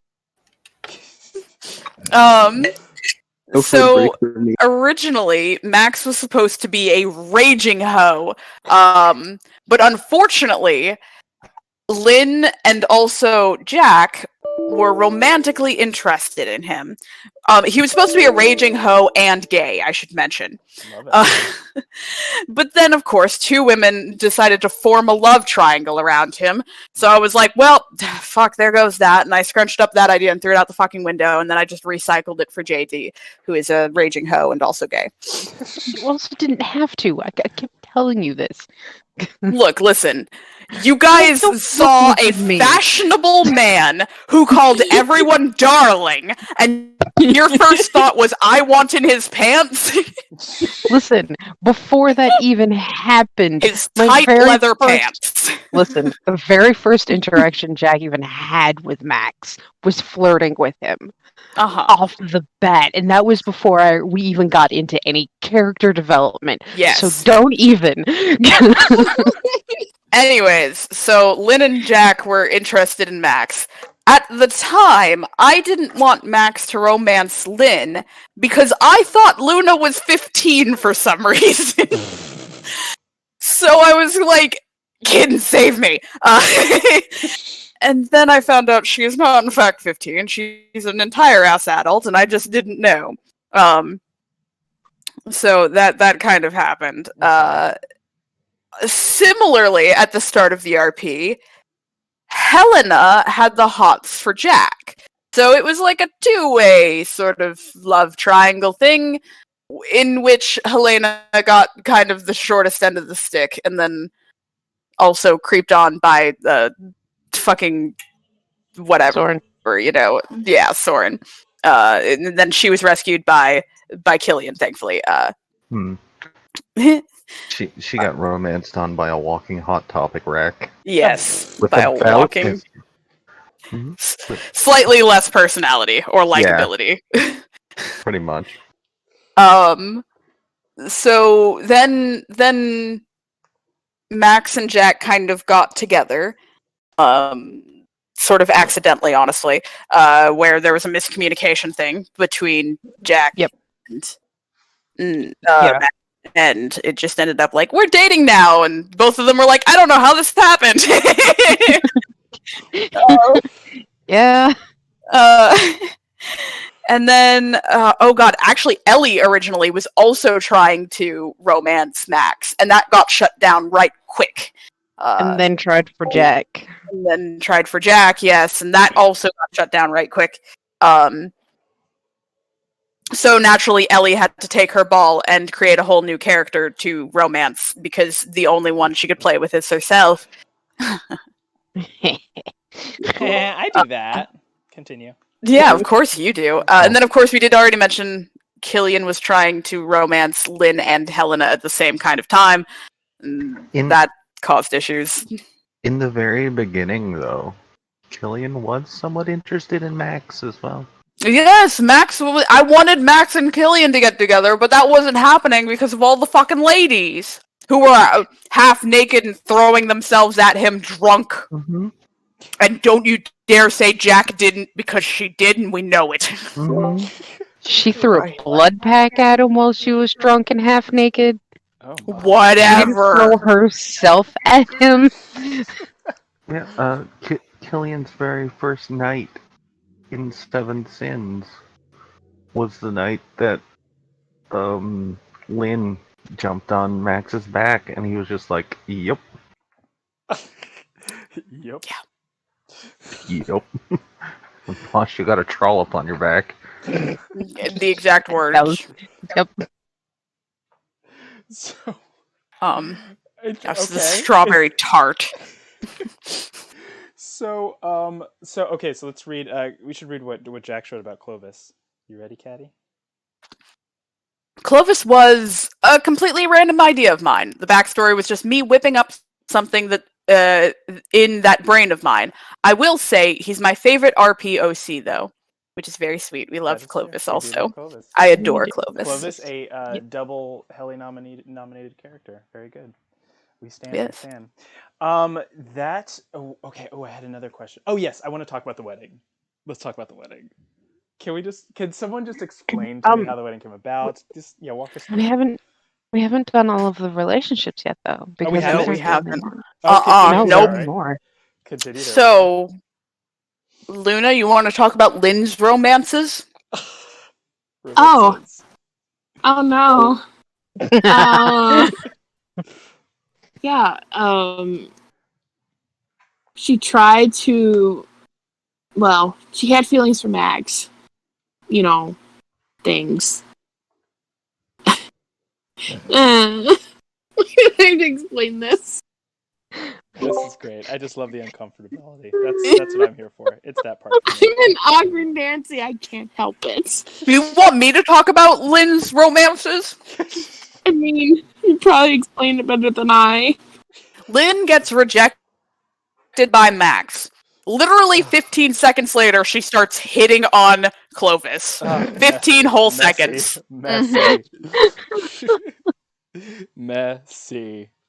Max doesn't even formally reject her before she goes and climbs all over Clovis. All over Clovis. Messy. Thought she probably developed feelings for Clovis, but wasn't sure with how things went with Max. So I was like, This was, and also, of course, like I said, Killian was trying to romance her, and she basically looked him dead in the face and is like, I think of you more as a brother, or like a weird uncle. Basically, someone I have no romantic interest in. Sorry, mate. And then he's sitting there with his fucking broken arm, and he's like, this is fine. Just hurt me physically and emotionally. I don't care. Oh my gosh. How do you guys RP these moments? It's so soul crushing. it's just kind Oh of. no, it was all very comedic, I promise. I don't plan things. I just think of reactions. Mm-hmm. Yeah. So that's just how it turned out. Wow. Okay. That's okay. Interesting. I don't know if CD is back, but let's talk about Oliver and how fuckable he is. Ooh. Just for more context on the Killian Lynn stuff, there was one point where between the two of them, they were wearing an entire outfit. Yes, one of them was Yeah. pantsless and one of them was shirtless, and they were laying on top of each other. Mhm. And this was one of the things that almost ended Helena, because every time Helena would like see them cozying up and stuff, and she's like, "Oh, that's not something I'm interested in, but something that Killian's clearly interested in, so whatever." And she started calling Lynn the strawberry tart, which is to say a strawberry flavored hoe. Oh my gosh. Escandalo. Oh my gosh. Oh my gosh. All right, I'm I back see. with soup. I see CD's back, so let's talk about how fuckable Oliver is. No, no, don't, no. Yeah, I was gonna say earlier, Oliver went from being unapproachable and cold and distant to being a massive fucking whore. I And mean, he like was always half a of my whore. characters want to bone him Mhm. like constantly. Max actually referred to him as a work of art in that he wants to nail him against a wall. Oh my Doesn't he want to nail a bunch of characters against the wall, though? Yeah. Max is a hoe. What do you want from me? And wow, how One does of it my feel to get turned characters down by a hoe? has. No. Do you want me to explain it? Do Yes. you need explanation? Yes, I do. Yes, I do. All right.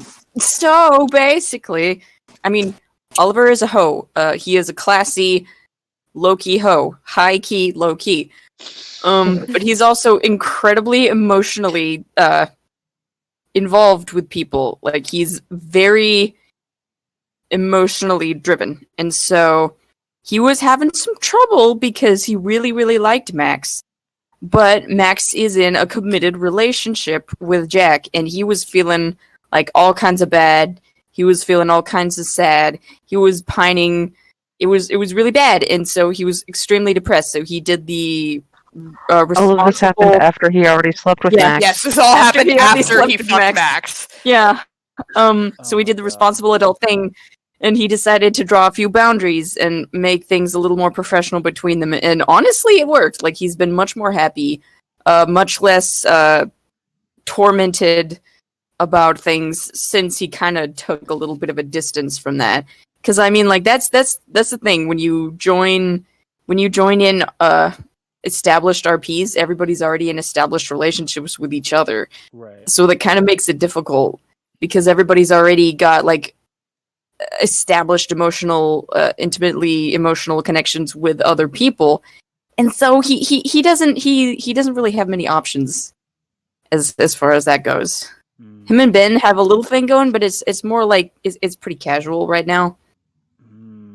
Interesting. And I think that's Max, of everything, course, like- is the only one who has a sort of, I say issue, but Max has a problem with the boundaries because he doesn't know, he is either completely distant or completely affectionate. He has Yeah. no in between. So he's kind of trying to he's like, I'm trying to interact with you from this distance, and it's really hard for me because it's killing me to not flirt with you constantly. Yeah, 'cause, Oliver did a lot of pining for Max. Oliver really likes Lynn, but like a platonic, like sister kind of way. He loves Jack in a platonic friendship kind of way. He really likes Killian, but it has been made obvious to me that Aura's characters are constantly out of my reach in every single RP that I join. Just fuck him! For nothing. God! So yeah, it's mostly Max pining that has been dealt with for the most part, and then some festive, wholesome Ben moments, but that's pretty on the casual side right now. So he's not dating anybody, but he's feeling pretty well balanced right now. Like, he's not actively suffering. Oh shit! So wait, actually, that's the point. he's doing all right. He goes out clubbing on the reg. Jack says Oliver needs hugs. Can you? Oliver can you does explain need that? hugs. He does. He does. Always. He needs hugs. Always and Constantly. forever. Always and forever. Oh. Have we gotten through all Yeah. of the relationships? Technically no. Well, technically, no. Have we gotten through all the Who do we have important left? ones? Yeah, I think we've got through. all Well, the we've gotten important through the important ones, the main character ones, yes. The others are Dang. side character things. Darn. Oh wait, no, William and Sarah. I was peacefully in the Their corner waiting for relationships. everyone to finish speaking. William and Sarah Yeah. are. Oh, ooh, okay. Well, do you want to speak on that, Yeah. Shadow? But they are very wholesome, I guess. I mean, nothing unholy has happened. Unholy. The most unholy is them literally just laying down together while sleeping. Well, for a lot of people, that's a sin. So. Mm-hmm. That makes And sense. William was not wearing a shirt. William is not. Scandalous. William. Oh, yeah, so scandal. William. Ooh, look at Ara doing a little interviewing of himself in the chat. Thank you, Ara. I appreciate that actually. Jax, how do you feel about Clovis X Lynn situation? Yes. Ara asked in the chat, Jax, how do you feel about the Clovis Lynn situation? And Jax is about to answer. Oh, also, one thing I can say, Shy simps for William. I think just about It's everybody does scary. at this point, but sure, yeah. Okay, fire. Wait, am I allowed to post images in the bonfire text bar? Absolutely you are. Alright, let me just find an image, because I sent it to Shy. There it is. This lad. I How? can't wait for the Osrin How? interview because my characters are so different from each other. That's going to be fun. Oh, that will be fun. God, I love Derek though. Oliver is high key, low key whore. Derek is like high key slut fest 9000. Either way, both of my characters, Bard is getting in everyone's pants. End of discussion. It's happening. Bard is a massive raging hoe. And not, actually, I guess Bard is in a fucking committed relationship in one of the RPs, but that's not the point. That's not Ho, damn it.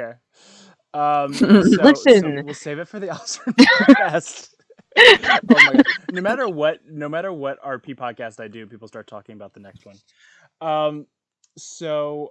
Can we go into the wedding? Are we ready for it? Oh boy. So walk us through this massive wedding. Okay, so it's been in the works for a good long little while because, the Kalena thing was like a pretty big deal because of all of the bumps in the road, right? All of the bumps, all of the Lynn-shaped bumps. Because, like I said, that kiss almost ended the Kalena ship twice. Almost sank it twice, actually. I will say, Killian is a simple man, and Lynn does have some nice bumps. Oh my god. Oh my gosh. I'm gonna fight you. Even I had to scoff at that. My goodness. Ugh. Gosh. Oh my gosh. Yeah, so what happened? Yeah, okay, so the Lynn kiss almost sank the relationship twice. The first time when it happened, and Helena's like, oh, okay, so they're together or whatever. So basically give up. Because Helena's like, I'm not emotionally able to compete, so I'm just not going to. I don't compete. You either fucking adore me or die. And That's then not healthy, Helena. Helena's not healthy. She hasn't been for hundreds of years. Sweetie. No, look, listen. Sweetie, honey. You've had entire conversations with her as Oliver, and she still doesn't know how she feels about him. Like, on one hand, she's like, I want to be his friend, but he's also a suicidal fucker, and I don't know if I can lose a friend right now. Like... Listen. I mean, you're not wrong, but listen. Exactly. Eat dick. I do. On the reg. Anyways, so the second time it almost ended the relationship was actually like a few days after that when Helena and Lynn actually talked for like the first time in their entire knowing each other. They actually had a conversation with each other, and Lynn revealed that she was 100% not involved with that kiss, and that it was something applied to her by Killian. And Helena looked at Killian and said, if you ever fucking lay your hands on a woman without her consent like that, I will personally end you and put you back in the fucking ground. Why? Oh my gosh, I love this. Yeah. Story. Okay, continue. So, and then lots of things happened with Killian where he was like, oh, no bueno. And he ran off into the night and almost died because he was in a cop chase. I'm not joking. He literally, after hearing that, goes and immediately drives his very illegal car very loudly in front of the police station while making rude gestures out the window so he can get into a police chase. Yes. sometime later, You know, you they- cope how you can. Yeah, That's right. that's not coping, but it's all right. They get sort of involved a little more, and they only ever, I think, go on one real date, which was Killian's Christmas gift to Helena, and then Helena actually proposed to Killian. Oh. Yes. And she did it in the most Helena way possible because, of course, she's very low on emotional resources, being that she's only just learning to cope with actually feeling emotions for other people and caring about them, and she's not very good at that. So whenever she's like, okay, I think I feel something for Killian, how do I go about saying this? The way that she does this is she goes to Killian and she's like, you have money, I have money. If something ever happens to one of us, we should keep that money in the clan, so we should get married for legal purposes and to write each other in our wills. To which Killian saw immediately through her deception, because he knows her and he knows that she will find the least emotional way to say the most emotional things, and he's like, oh, excellent, I'd love this is wonderful, we'll be married. And she's like, okay. And then Max is like, we're having a full ass ceremony, and she's like, wait, no. And he's like, for Killian, and she's like, okay, maybe. And yeah, so Max then goes and plans this whole beautiful wedding for the two, for the pair. And the night before the wedding, Killian goes out and almost fucking dies. The night before the wedding. He doesn't come back until That says a lot sundown. about Killian. Yeah, he comes back the sundown, like at sundown the day of the wedding, and he's bleeding, he's barely alive, he's got like 2 broken legs, he's got a concussion, he's not even in charge of his body right now. It's his alter ego, Dumbass hoe. Dumbass Ho, yes, that's his actual legal name. The not so gilded father is in control of the corpse at the time, and Helena is the bride and the doctor, so they immediately call her, and she's like, really? You couldn't have done this like a couple weeks ago? Day after tomorrow, maybe? You had to do it tonight? And she's very upset about this, as she should be. So naturally, she bandages him up like a good and wonderful person, and then goes and gets ready and leaves a knife in his wall downstairs in his room with a note attached saying, if you don't show up on time to our wedding, I'm running away with Lynn. Oh. Jesus.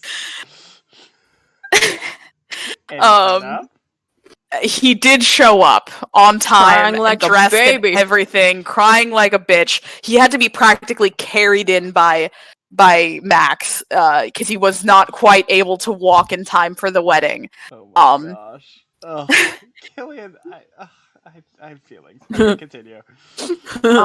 So they have this big, beautiful gothic wedding, and then Helena doesn't like being the center of attention, so they immediately fuck off to, sign the legal paperwork and stuff. And then Killian never shows up to the reception, actually. So, Helena kind of sticks her head in from the reception, and she's like, I hate parties! Catch the bouquet! I'm gonna cut the cake by just flinging a knife at it. That's what we're doing here. A very Helena wedding.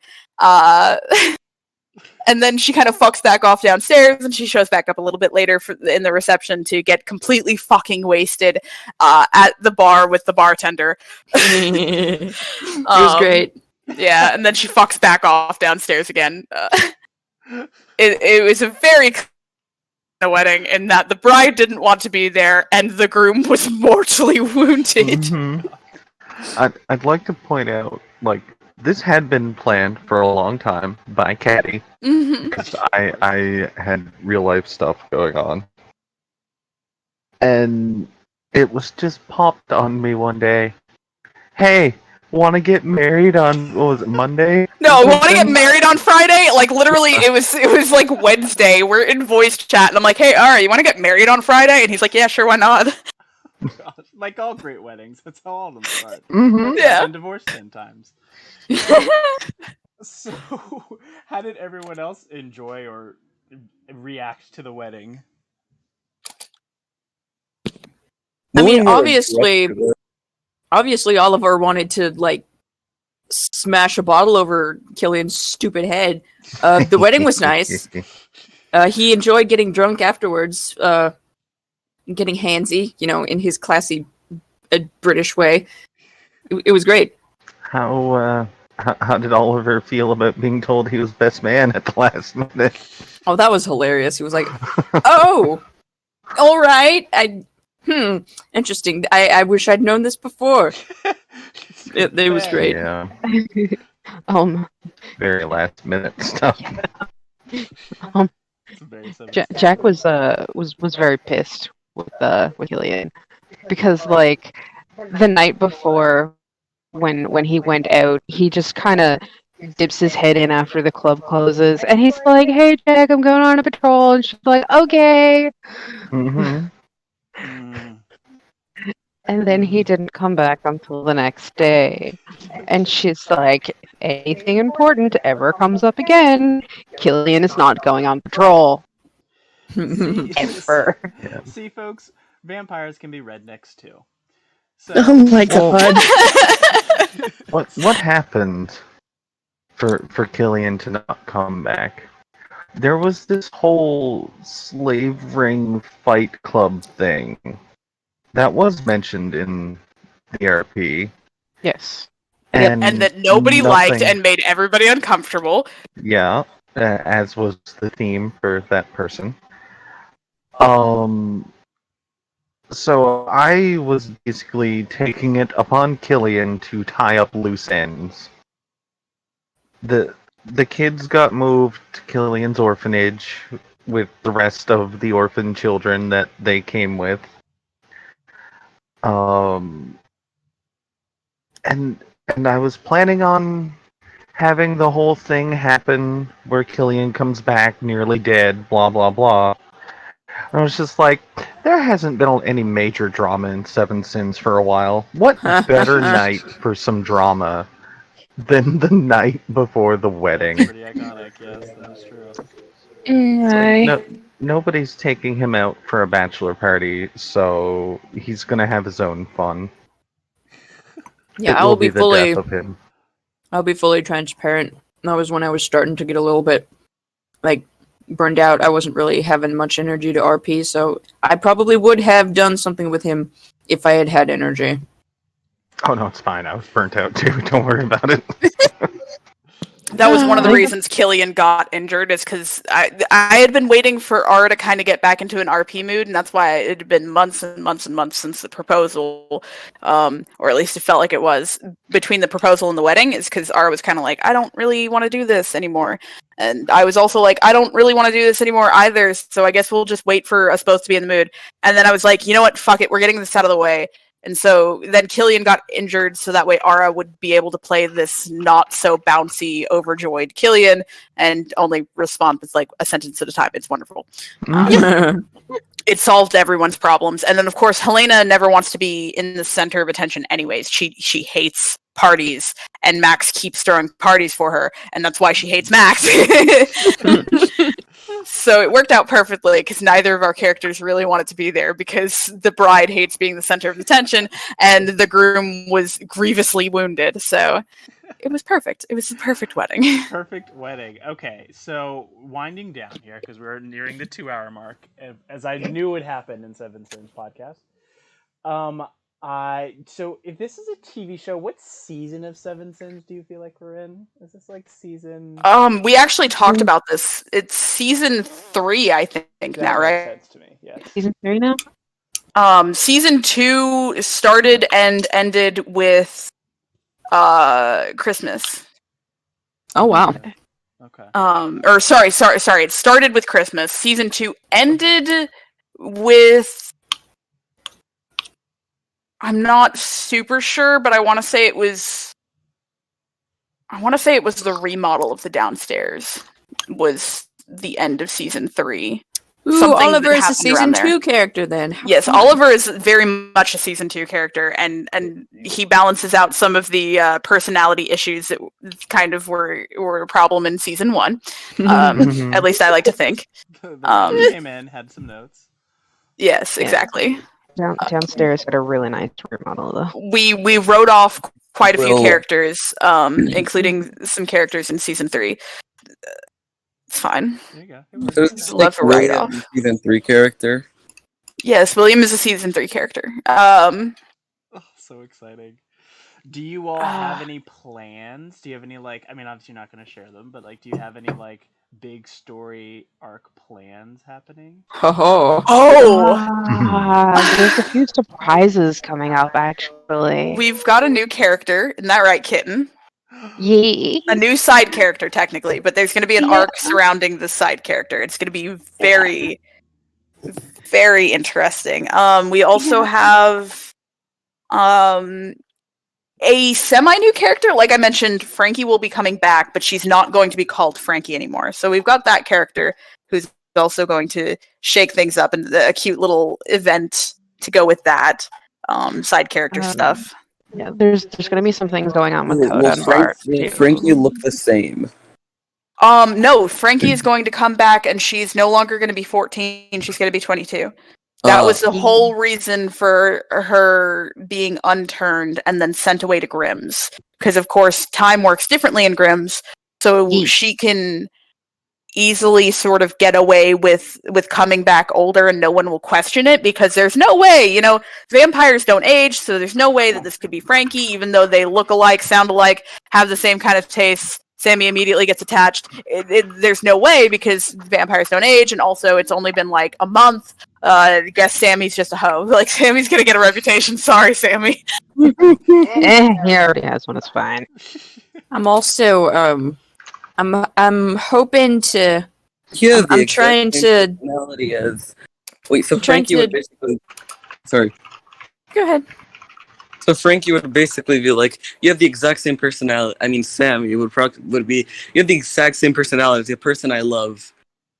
Oh no, he already is going to know that it's her. Yeah. And yeah, he's going to know it's her, because everyone who knows it's going to be her is going to be Jack, Sammy, Max, Killian, Helena, Oliver, Coda. There's another character. Ben, yes, also. There were a lot of characters who just weren't told, and probably won't be. Like the half turns in William, which I think is hysterical. Still, I just love how genuinely they all reacted to that information. I'm also What do you gonna mean, try and work on. Oh, wait. Do you want to go again, Shadow? No, Wait. no, I forgot to mute myself. Oh, Just muttering to myself. me. What was I saying? Get Oliver stuff. We've got an Oliver arc. Yes, you, me, I'm Ara, trying- Kitten, we're all working on it. Yeah, I'm trying to do a little bit of work on stuff, because Oliver started out like season whatever, like his introductory season.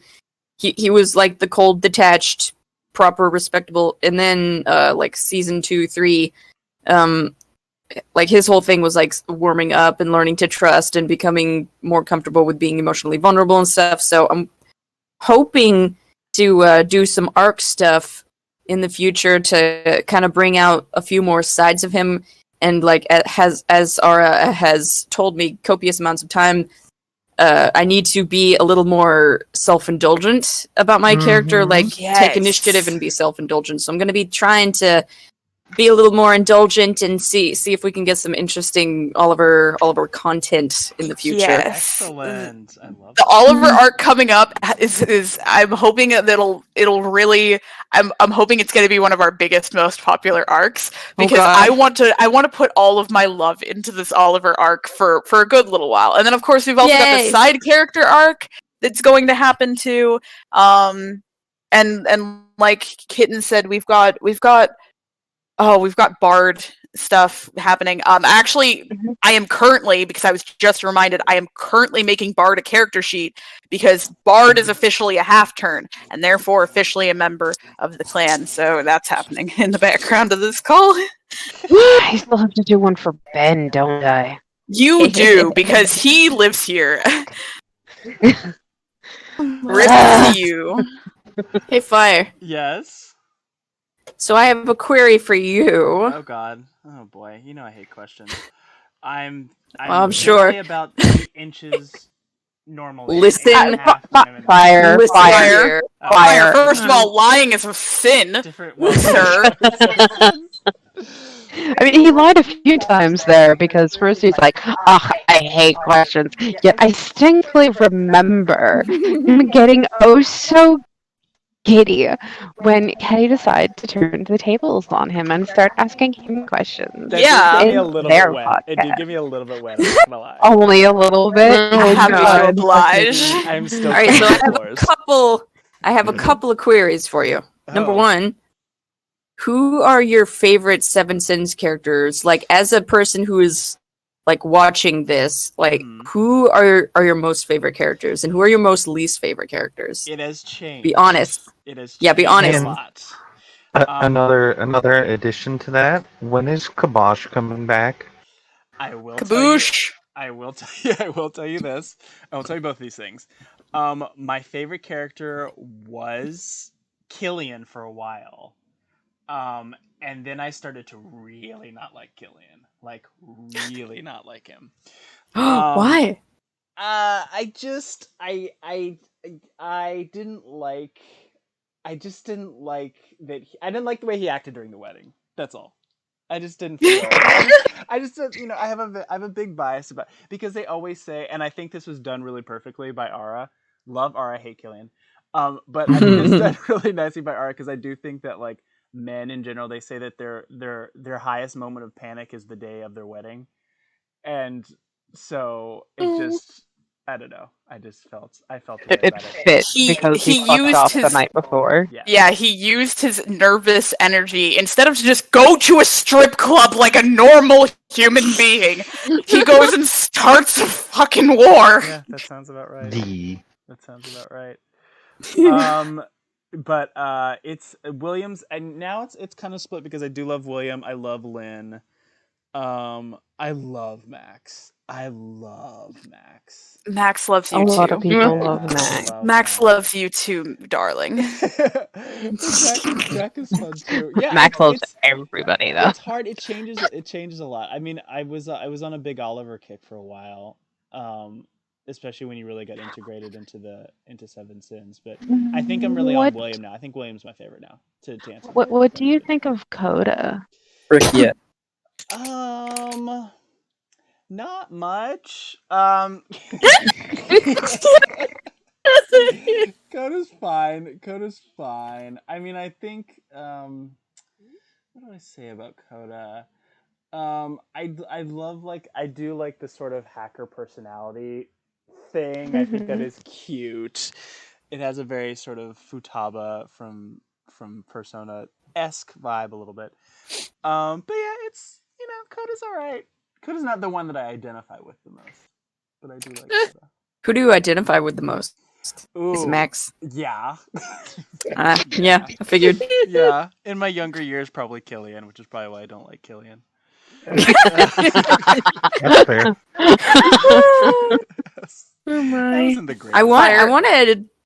I wanted to ask everybody else who their favorite characters, at least right now, were, because that's the kind of stuff that I'm interested in. Yes, I'd love that. Answer that one. Oh, favorite characters right now, like obviously apart from our own actual characters. Yeah, apart from your own, because that's cheating. I am not a fan of William. Totally. Which William? Which one? William could kick William's ass, said the guy who thinks that someone should fucking not be named William anymore.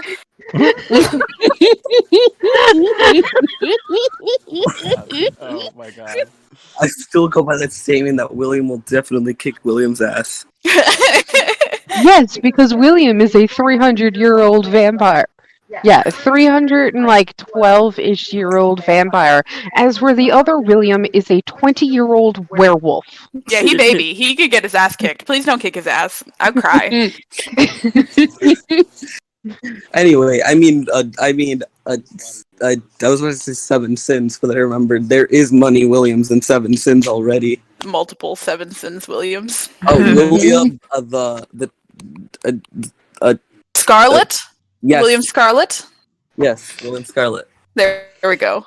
Yeah, him. Definitely not him.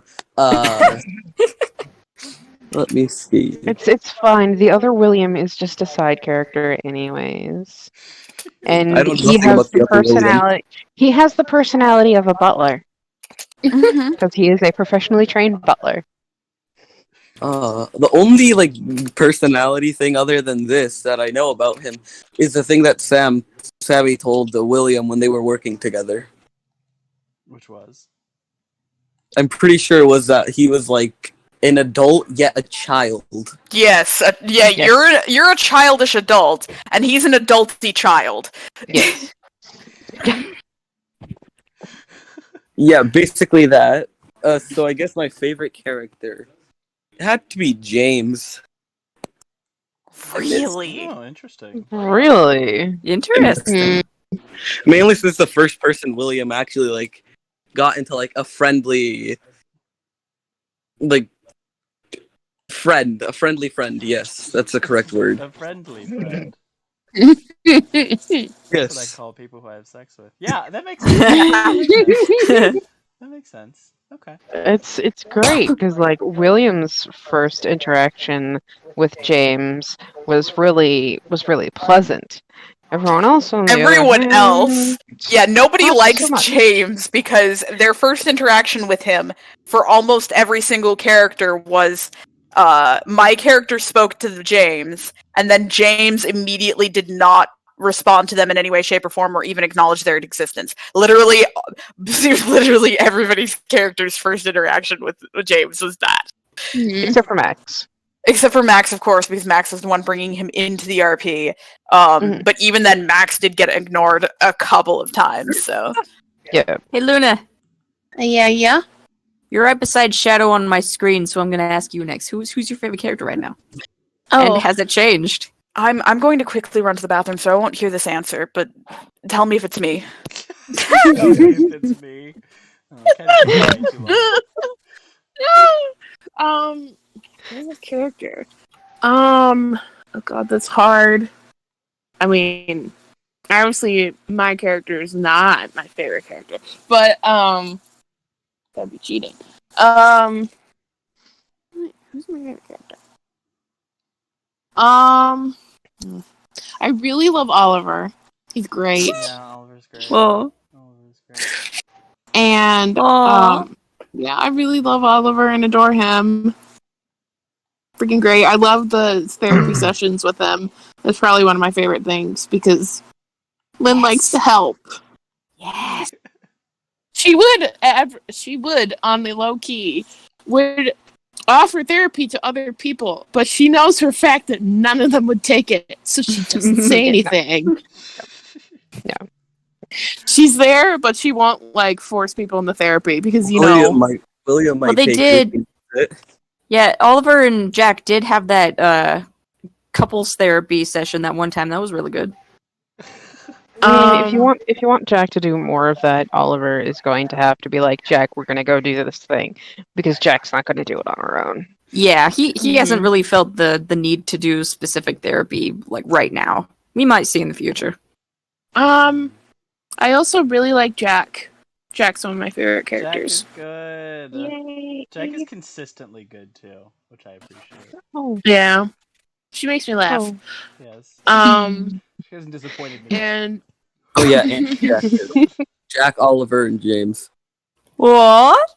Love you too. and Kiss, kiss. And again, I like Killian, and I love Helena too because Caddy, when they type out Helena's inner dialogue, it's great. It's probably one of my Yes. favorite things.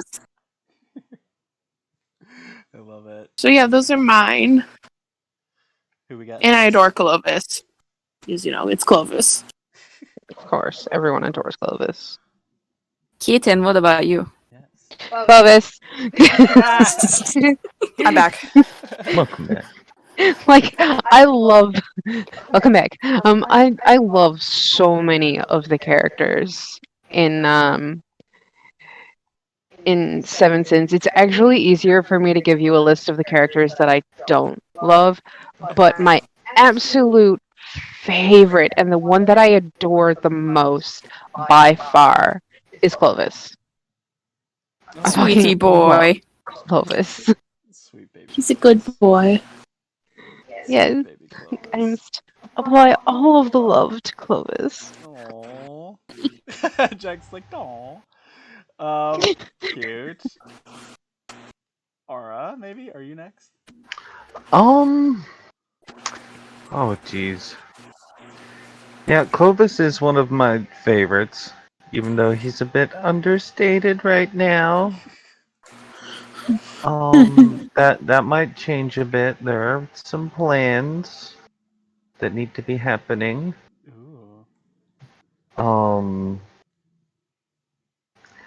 Outside of that, yes, also Oliver. I think Oliver is fan favorite at this point, and William.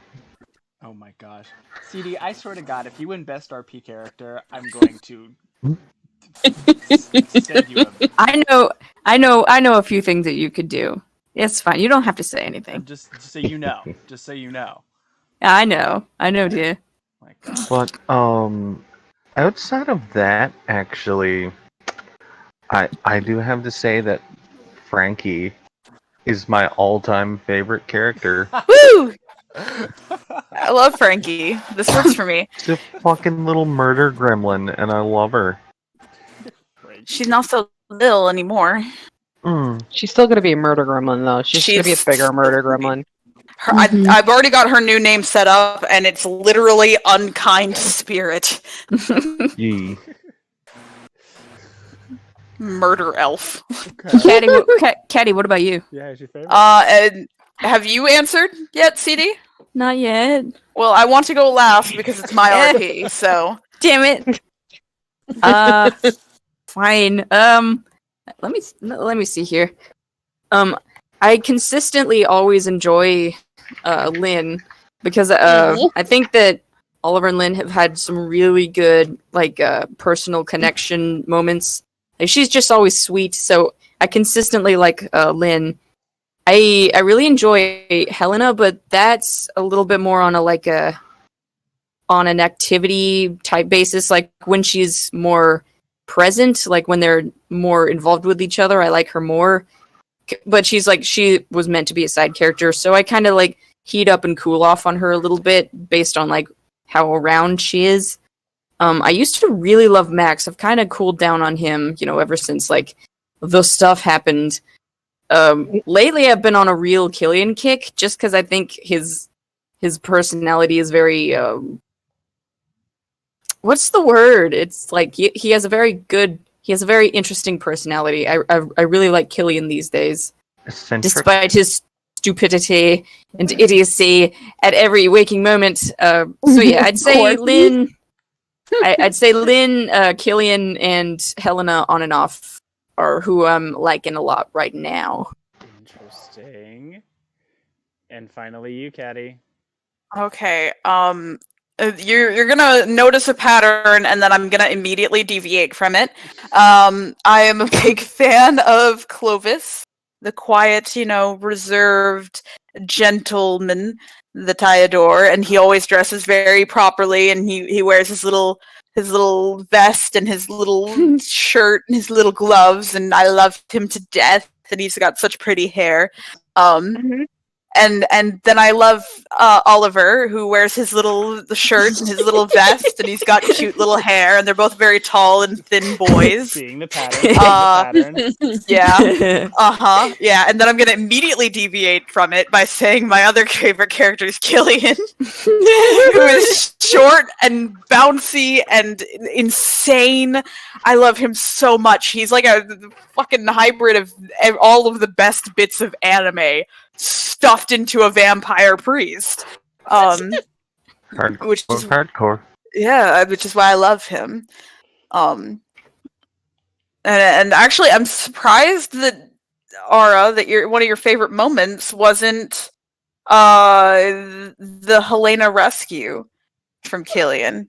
Because he ran up the side of the fucking wall. He's done that a lot since then. This is true. Like that's just normal Killian things, TM. That's how we do it. Yeah. Also, Horrifying. it bears mentioning, one of the ways to maybe kind of tell what sorts of characters I might be a little more into and stuff is if I draw a lot of not safe for work art of them. And let's just say there have been specific characters that I've been drawing a lot of not safe for work art for lately. So if you're friends with me, that is a good indicator. We know all of these things. Yep, it's true, yes. Hey, which of these very select people should I draw Oliver fucking? Yes, that is something that we hear often in VC. There was a lot of Ben X Oliver there for a while. Yeah. Oh my gosh. Well, listen, I still have more questions, but I think that we should do this every season of Seven Sins. I don't know how many more seasons you have planned, Caddy, but I think this would be a fun podcast to do every season. I get the feeling 7 Sins Part 2. We could also just do a full Part 2 chunk, but it's I think that we've probably got at least 2 seasons in us. Let's do it. Let's do a seasonal Good Morning NHC. All right. Sounds good. I love it. And to answer your question, I think I could pull KB back maybe this month. I don't know. We'll see. Ooh. No pressure. No pressure. Yeah, don't force yourself, definitely. But like, I'm bringing Whitford back. I'm bringing KB back, and then that is like Whitford is back. Yes, and thank goodness. Putting the cap on between that Cryptid-verse, I think that is the limit of my RP capabilities. I want you to know, Caddy misses Whitford. So does Lilia. You know what? Lady Grimm even misses Whitford too, actually, and I also need you to know and understand, Jack really misses KB. Oh. Yes, actually, even Helena misses KB. Really? Jack is also very worried about KB because they haven't been around in a very long time, and they don't know if they're feeding, and they haven't been there in forever. Yeah, one of KB's last interactions was with Helena, and she was giving him pets. Oh, that's right. She misses him. Well, knowing that there's 2 more seasons, that makes things that's good to know, because I have big plans for the KB story arc, and it should be... Helena wants to cure him of his affliction.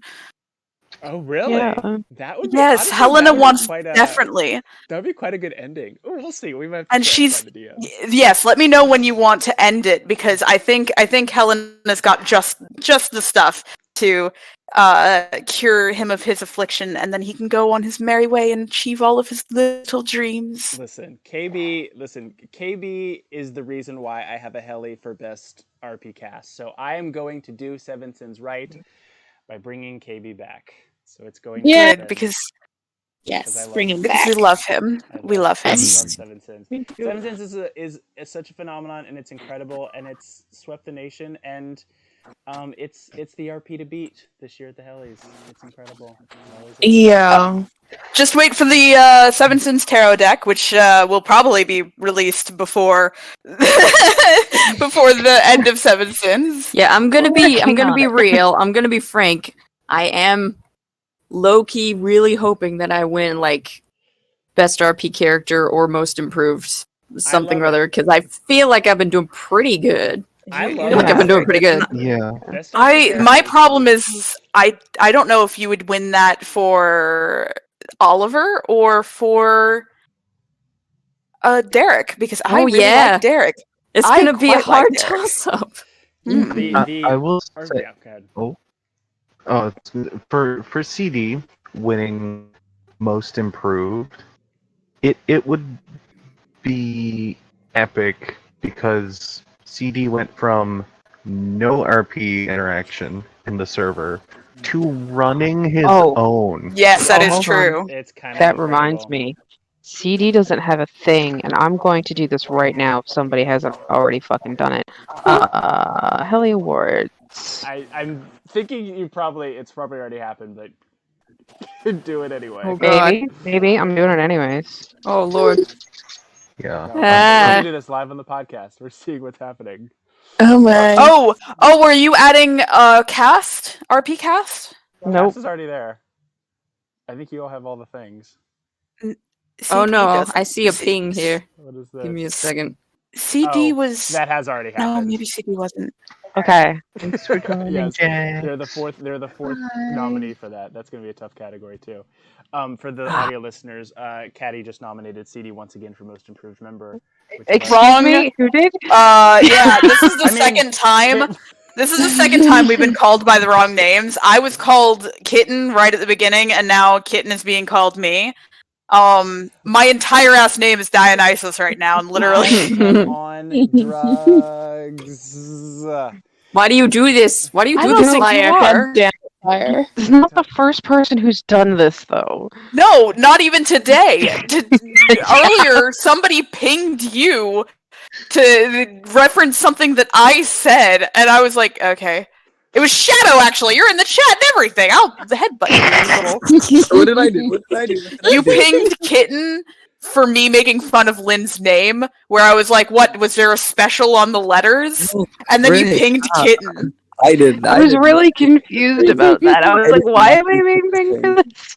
No, I was trying to ping both of you, but then I was like, if I ping one of you guys might say, "Oh, someone just said this," and I was just like, "Oh yes." Wow, so everyone thinks Caddy and Kitten are the same person. Good. Yeah. Good. No, Great. I'm You know, not dumb and we- don't get them we make- mixed up.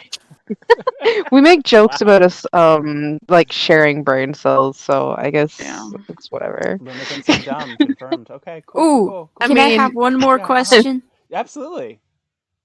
So this is like general for everybody, but what is something you hope?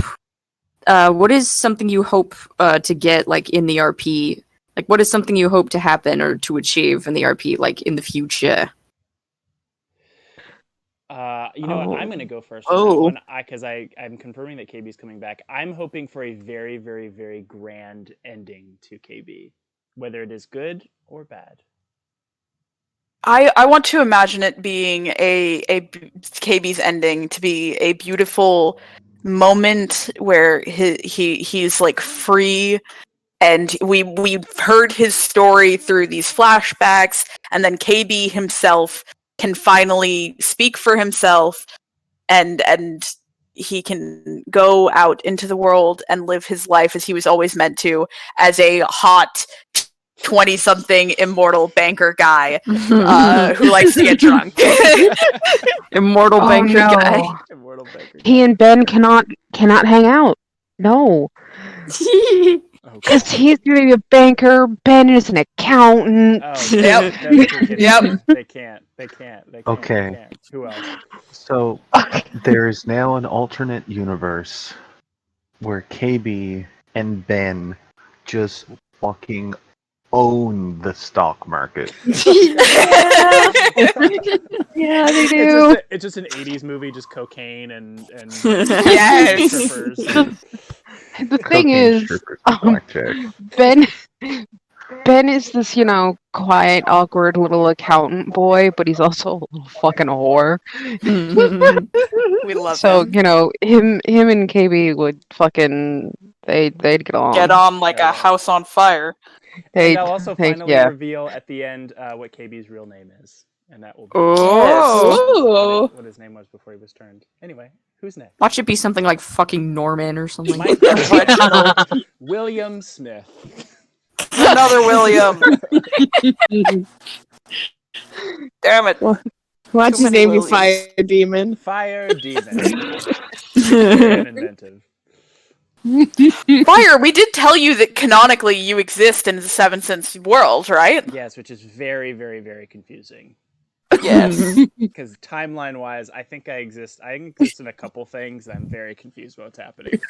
I also exist I'd in, like to. Nalam's things, Nalam's D&D things. It's a lot. Yeah. Canonically, you exist in the Seven Sins world, and Samuel is terrified of you. As Samuel should be, as well. So okay, They dated. so Oh God. that also tracks. I Fire Demon would sleep with Max though, because Max would treat you very well. He would happily take your face into his hands and say very devious things to you. yeah, my face is going a lot of places. It's not going in his hands, but it's going a lot of other places. No. First the hands before initiation, and then he leads you down to his very, very lush, lavish room and does unspeakable things with you. Other regions. Okay, who's next? Luna, what are you answer the question now? What I hope for, Mhm. to be honest, I don't even really know. I haven't really thought about it. I would like there to be like a happy ending for Lynn in the end. You know, when Caddy finishes Seven Sins, that she could live peacefully among vampires with her like unique circumstances and whatnot. So I think that's just the main thing, is her being able to just, live with vampires and, live with her friends and, peaceful ending. That's You- very You want valid. the good ending for Lynn? Yes, I do. The good Rather than the TPK ending. yes. No. Neutral ending. Nope. Um, No to PKs. no TVKs. How about you? Shadow just left, didn't he? Aura, how about you? Well, I I don't have really solid plans for Killian. He's just kind of there It's a very floating Killian around, thing to so happen, not have any plans. very seat of his pants. Yeah, hopefully other people start, having their arcs and things, and he can join in and just help keep things copacetic. Oh, I'm excited. How about you, Kitten? Because I'm assuming CD wants to go somewhere in the last area. I'm just asking questions, man. Leave me alone.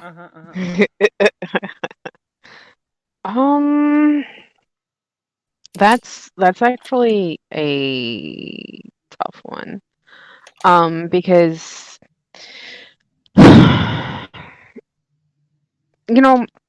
it's one of those situations where the things that I keep wanting to have happen end up changing as my character itself ends up developing and changing. Right? Like the more things change with Jack, the more I want different things to happen at the ending. So it's kind of a tough thing, really. But Caddy has also rubbed off on me just a little bit too much and has made me realize that there is an inner psycho, and I'm completely also okay with the total TPK. I mean, listen, Caddy's rubbed off on a lot of us, and I have a lawsuit pending. So, if you've been victimized by Caddy, please let me know. Look, I rub off said I was on, victimized. around. Who said I was between. victimized and didn't enjoy it? Caddy, what hopes? I mean, is it Caddy? What hopes do you have for your character specifically? Or I mean, also whatever you want to do. Let's see. Wait, no, we should have Caddy go last. We have to have. Caddy go Yeah. last. CD, you go next.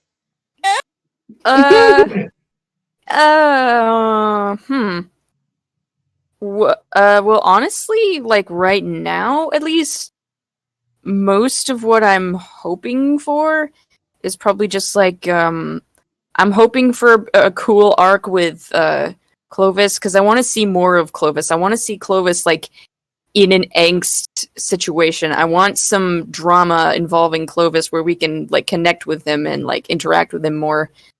I'm really hoping for a good Oliver arc. I really want to like bring in more of his backstory and more of his skills and more of his like, you know, self that I haven't really gotten to show much of. I'm hoping for a lot of good Oliver drama. And I mean, like, of course, I'm always down for wonderful Killian hijinks. I love the Killian hijinks if they involve me. That's most of what I'm looking forward to. So mostly like arc stuff and drama stuff and like character development and like character backstory drama type things. Oh my gosh, the character's gonna die too. I didn't even think about that. Yeah. CD. Yeah. You will be getting at least 2 of those things relatively soon. Really? Mm-hmm. Oh. I'm excited. Mm-hmm. And finally, Caddy. What I'm hoping for my characters, Helena's got a kind of... I don't have any Helena arcs really planned, so much as gradual character development as she learns to be a normal person. It will happen slowly, and hopefully she will be an entire normal-ass person by the end of the RP. In Seven Sins, not so much any other RP where she may or may not appear. Max also doesn't really have an arc planned. However, he does have that war he's going to go do pretty soon. Like I said, vampire fighting. We have sort of 2 Bard things that are happening. 2 or 3 Bard things where Bard will be involved in a Coda thing, and Bard will be involved in a Oliver thing, actually. Oh. Yes, their backstories are a little interconnected. Ooh. Unbeknownst to either of them. And it's interesting and cool and stuff. Oh, whoa. Rubs hands. And actually, today is Bard's first day of being a half-turn vampire. Congratulations, Bard. Yeah, congratulations, Bard. They feel like garbage. Welcome to vampirism. Doesn't get better. I've got the Frankie thing coming up, which Frankie's sort of character journey is kind of going to be done with in whenever she comes back. I'm not gonna say when she's coming back, but whenever she comes back, that will be a nice little bow on Frankie's story, because she will be in a place where she is actually happy and safe and loved for the first time in, almost 400 years. Nice. I don't remember who my other characters are, but I think they've all kind of got bows on them. Yeah, I have a lot of them. Some of them didn't need bows. Some of them were already happy and didn't need arcs and just kind of existed in other people's arcs. But I think Bard and Frankie are the 2 things that we've got coming up. Oh, actually, that whole other character that we were talking about introducing that we haven't introduced yet has a whole arc and an event and all that other happy shit. That's gonna happen. Hopefully that person will have character development and arcs of their own, without saying anything spoilery. I know that some of you already know. Keep your little dirty mouths shut. That's a very tall order. You know that, right? Thing. You don't know, so that's fine. You were not in the call when I accidentally mentioned it. I think it was just Luna who knows, and she will keep her dirty little mouth shut. I keep all the Probably secrets. forgot. No. So final question, just to you, Caddy. So we're in season 3 right now. When is season 3 going to end? About season 3 is actually kind of close to the end, because I want the Oliver Bard Coda stuff to be in part of second season, or the season 4 or whatever. Start season 4 strong. Yes, I want season 4 to be this action-packed 4th act, because there's going to be, of course, the whole Oliver thing, which, without saying too much, I am super into, because we'll get to see, actually, if things go the way that CD and I talked about them kind of going.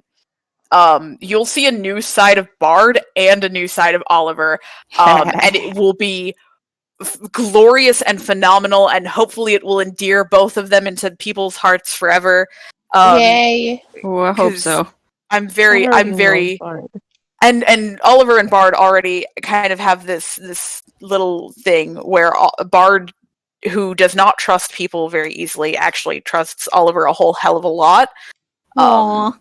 And they don't interact with Oliver a whole lot, but like whenever they do, it's like with a very good amount of respect, and they don't know that their backstories are going to be intertwined, but that whole arc that deserves its own season, kind of. So depending on how much time that takes to sort of figure out, we might be ending season 3 with this other character that Kitten and I have planned. That event could be the end of season 3, the start of season 4. And then it will lead into this Bard Coda CD Oliver thing, which is going to be great. I love it. It's going to be wonderful. Because it'll be wonderful. They both have similar plot themes, so that's why I want them to be in a season of their own, kind of, because they've got these very similar themes that we'll be running through them without spoiling anything. I can't wait. Well, me neither. I'm so excited, honestly. This has been awesome, and of course it is 2.5 hours. I didn't expect any less. Because you all are psychos.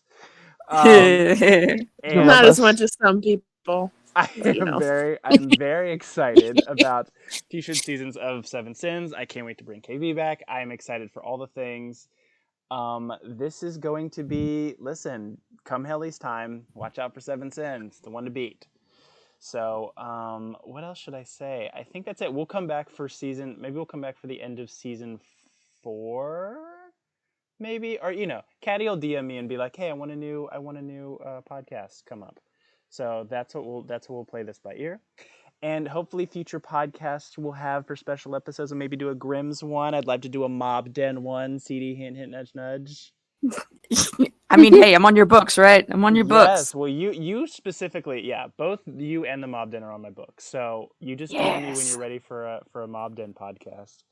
And I guess we're just calling everything in seasons. So, whenever your season is over, just let me know. And that's it, folks. So festive. So make sure I don't know. What am I talking about? Use my offer code FIRED when you get 10% off of Dick Pics. Ooh! Raid Shadow Legends. Stop self-promoting, you whore. Follow my OnlyFans. My nudes are on the internet. Have fun. Good night. Good night, New City.